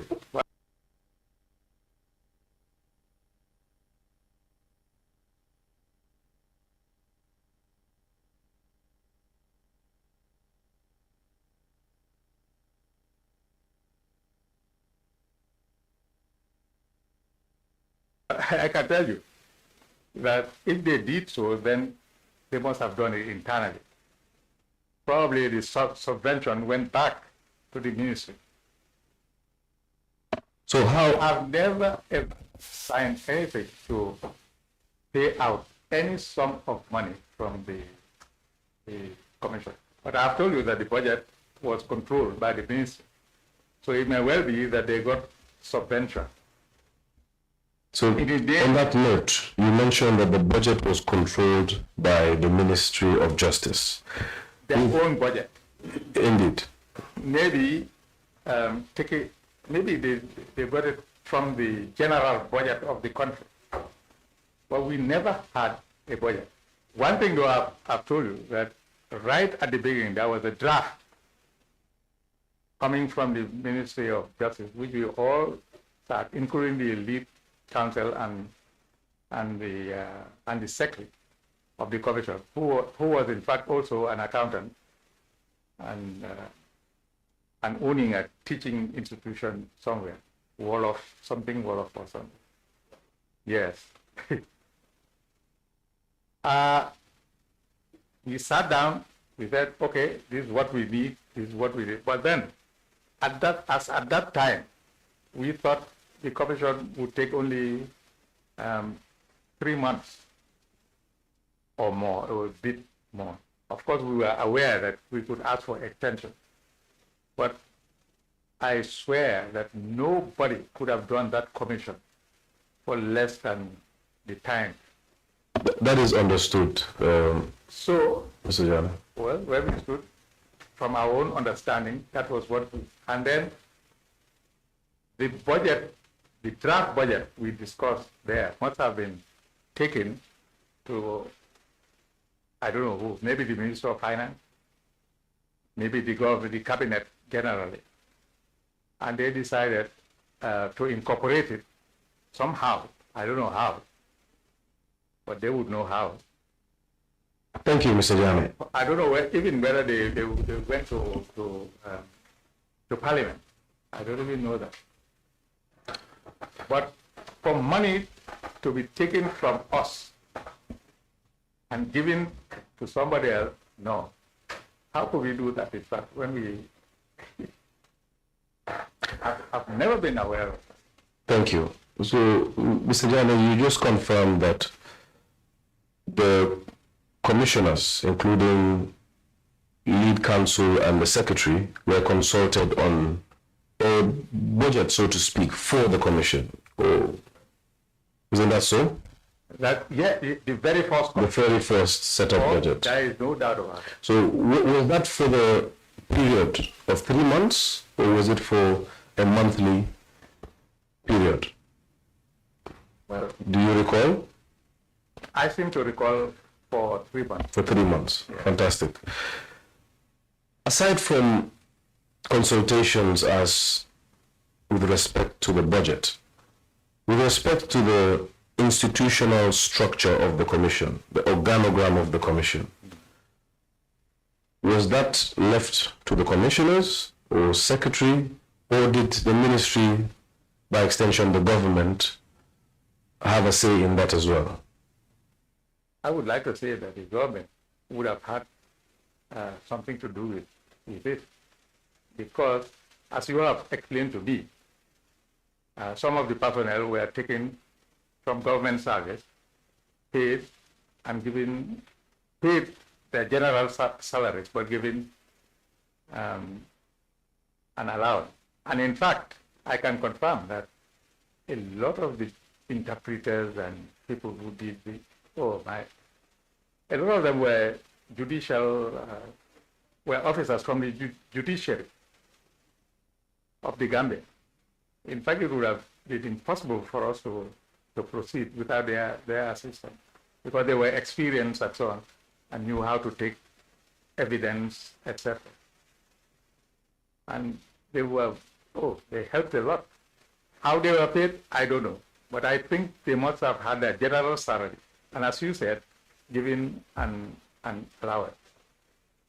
Also, there were non-government officers, like some specialized accountants, I think those who understood cattle, for instance. I mean, those were under the secretary, of course. Yeah. So, Mr. Jammeh, that was how we dealt with it. Brilliant. Yeah. Mr. Jammeh, administratively, Yeah.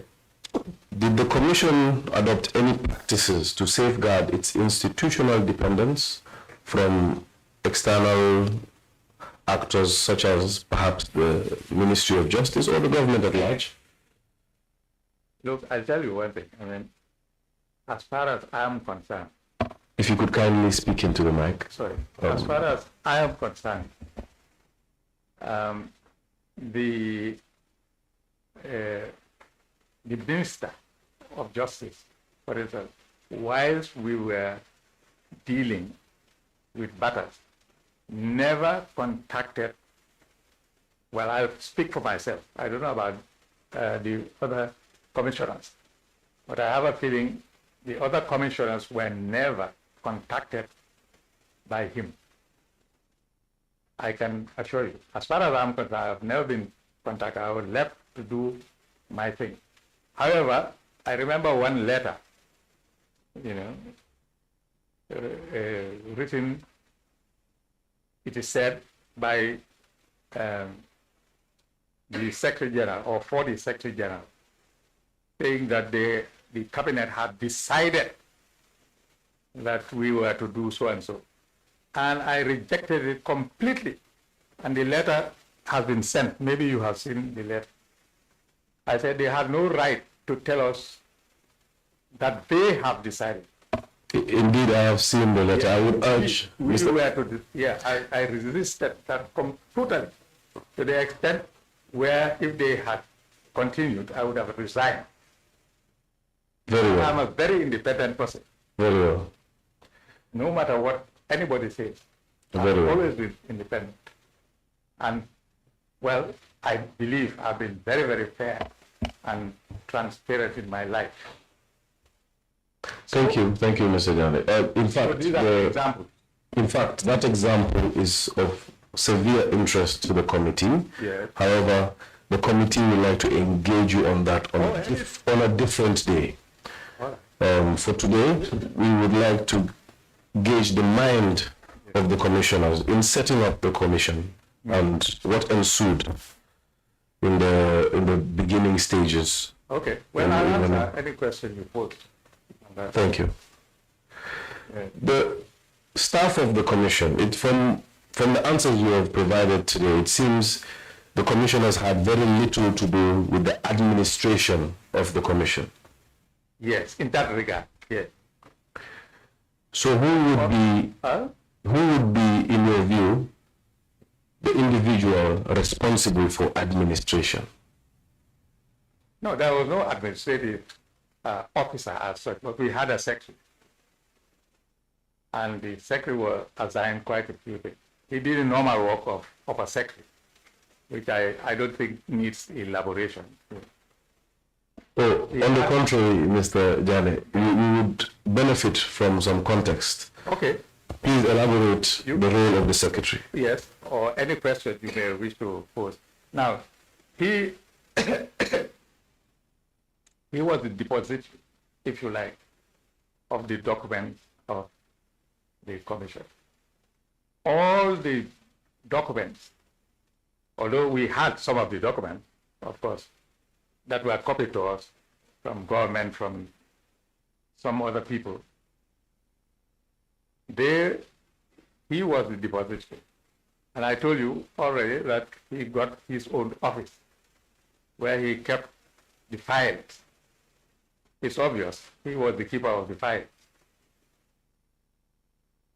Now, when we required a file, he would bring the file. Also, he was the court clerk, if you like. I'm using the word court quite liberally, if you like. Whenever we were in court, he or his deputy would sit with us, give the oath, more or less as the clerk here is doing, yeah. And then, of course, the exhibits and so on, there were so many exhibits, so many.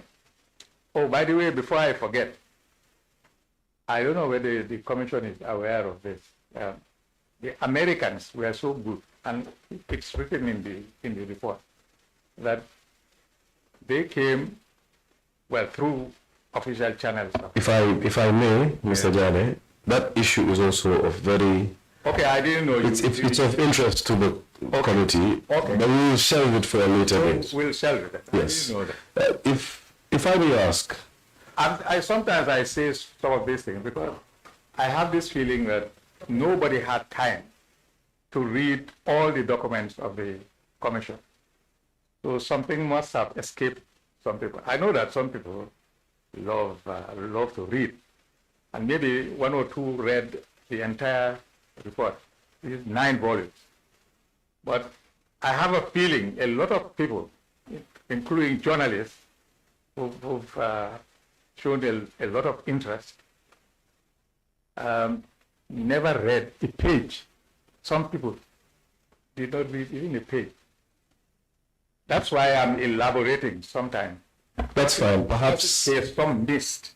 Indeed. And you are entitled to that, but we will have an opportunity to address those issues extensively.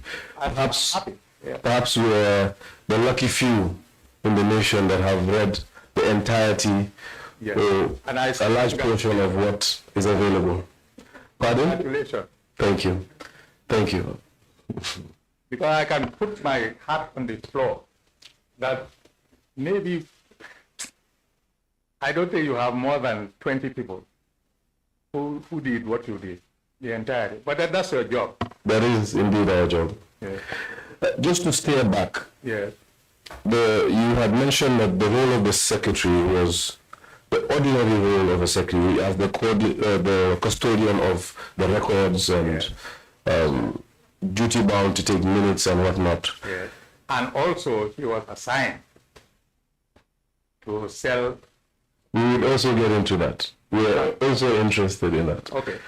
However, looking at the setup of staff, would you say that the rest of the staff supporting the commission were under the secretary reporting lines? Would you say that they would report to the secretary, with the exception of the investigators, which you made clear that reported to lead counsel. Yeah.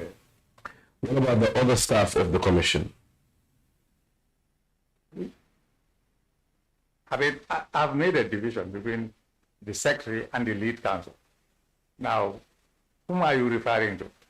Because if you want to elaborate, I'll have to make reference to the acknowledgement,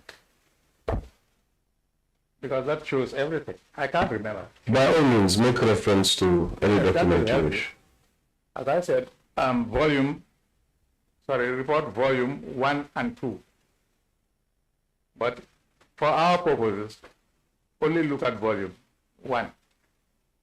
But they are in the same book, volume 1 and 2, all right? Now, if you look at volume 1, there is an acknowledgement happily stating all personnel there. I'll give you an example. A few of us are ever given the opportunity or occasion to serve our country. Okay, let's do that. Many commissions of inquiry preceded this commission. However, no other commission is yet to be confronted by a task of such magnitude and complexity as is apparent from the report. Remember, this was before the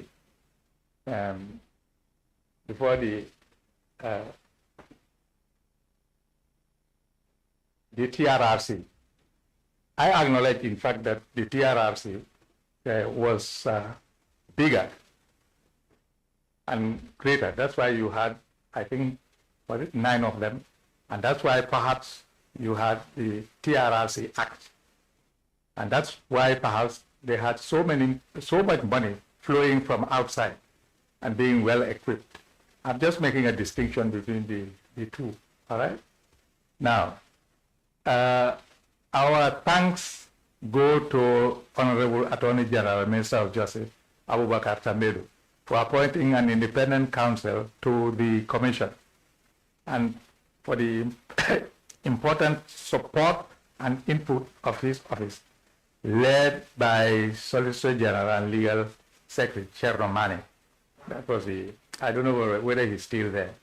Sorry, Cherno Marina. Okay, in the administrative aspect of the commission in terms of both human and logistical support. Mr. Janneh, if we could skip to the 5th or the 6th paragraph. Yeah. The one that begins with, we thank the IG of police for providing a team. Pardon me. If we could skip to the paragraph following that. Yes. The secretariat was headed by Al-Haji Mamadi Quran and later by Ramatullah Sar. You know, that was some kind of problem. And we will get into that. Yes. But for now, you can go on. Our gratitude goes to them and their colleague Fatou Drame, Kumba Diouf. And there is a whole list there. I will not bother you with going through the whole list. So all these people work under the secretary. The secretary, and therefore under the commission, without us paying them. They got their pay as you described yourself. Except for the secretary, of course, who was not a public servant. Oh, the secretary was specially appointed by the president. Indeed. It was the president himself who appointed the secretary. Indeed.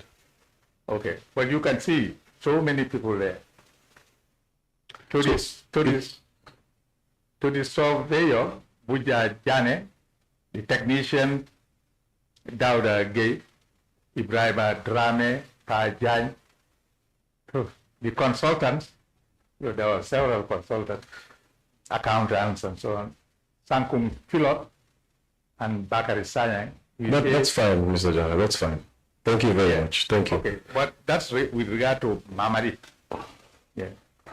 And then you had the other council. It wasn't only the lead council that helped. Yes, council was... You probably had 6. A team of other council. Yeah. and investigators. Yeah. So what is clear right now is that you had the commissioners. I can identify 3 sections of the commission. Yeah. You had the commissioners. Yeah. You had lead counsel, or rather counsel and investigators reporting to the lead counsel. Yeah. And then you had the secretariat, headed by the secretary. Yeah.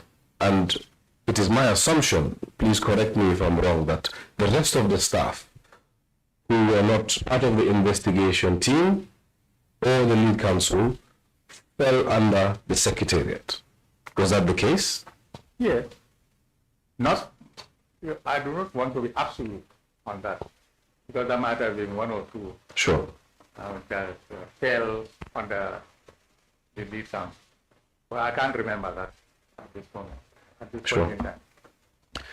With regards to the autonomy of the commission, and with specific focus on the staff of the commission, did the commission have full control over its staff?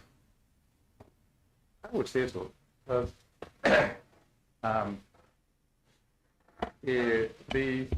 There were reports here and there from the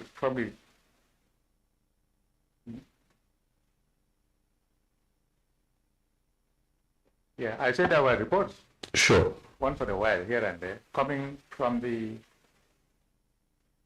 both sides, council and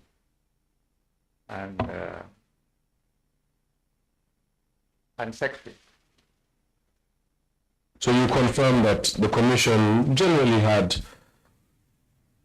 authority, if I complete that way, over everybody appointed to it or allocated to it?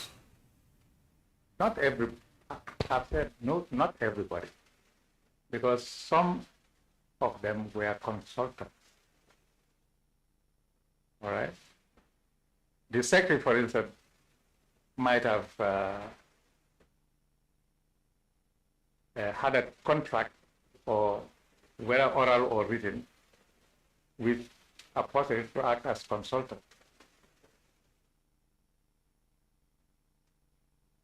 And when that was done, we would of course be informed. But he carried out the administrative duty, not the commission. Let me tell you here, the commission was extremely busy. Extremely. We worked, and I tell you, when I say we worked from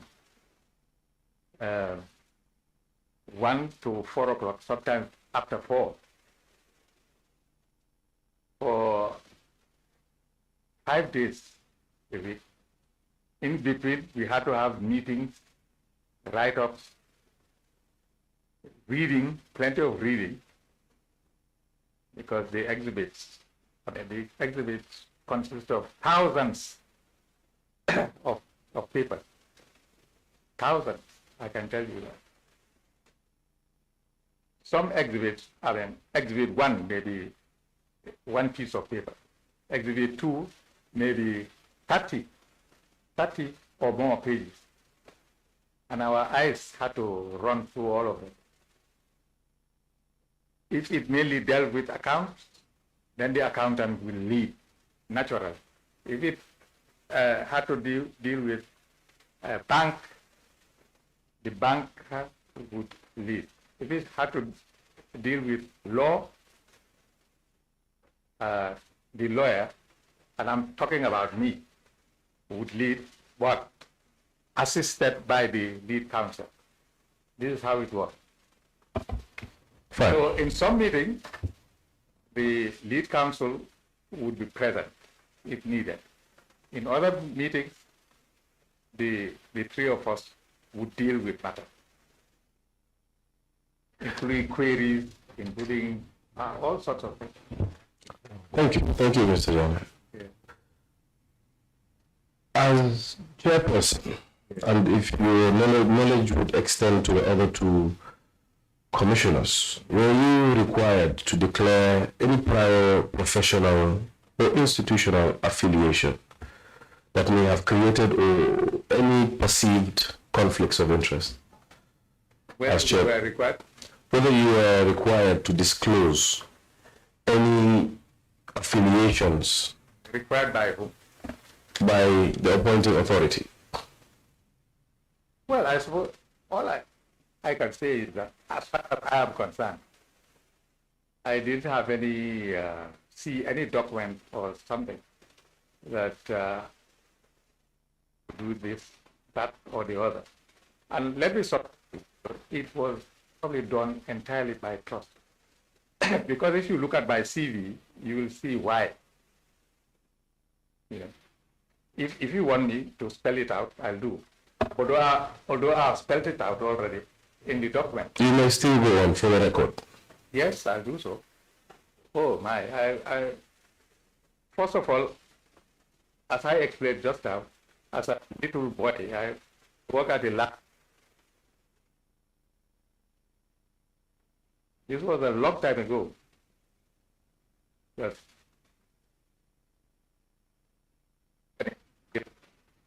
So I'm not talking of this was long before you were born. You see, I was a civil servant. I tell you that, not only once but twice. I worked at the Crown Law and Lands Office. That was how it was called then. You know, under the Solicitor General who dealt with it. The Solicitor General was Sir Philip Bridges, who later became the Chief Justice of the Gambia, and encouraged me like hell, yeah, with the help of my father, to get into the civil service again. That's how I got into the civil service when I finished my studies. At that time, there was no university here, so I studied in London and South. So, well,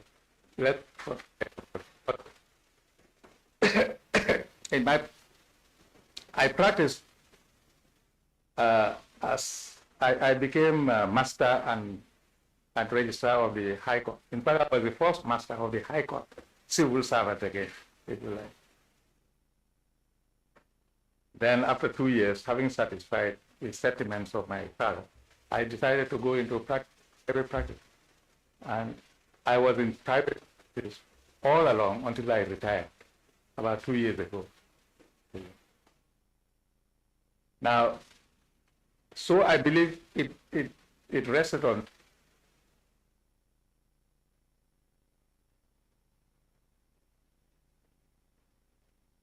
Gambia, the committee.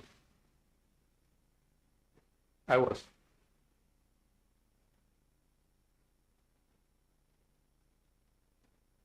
Asking them what they wanted.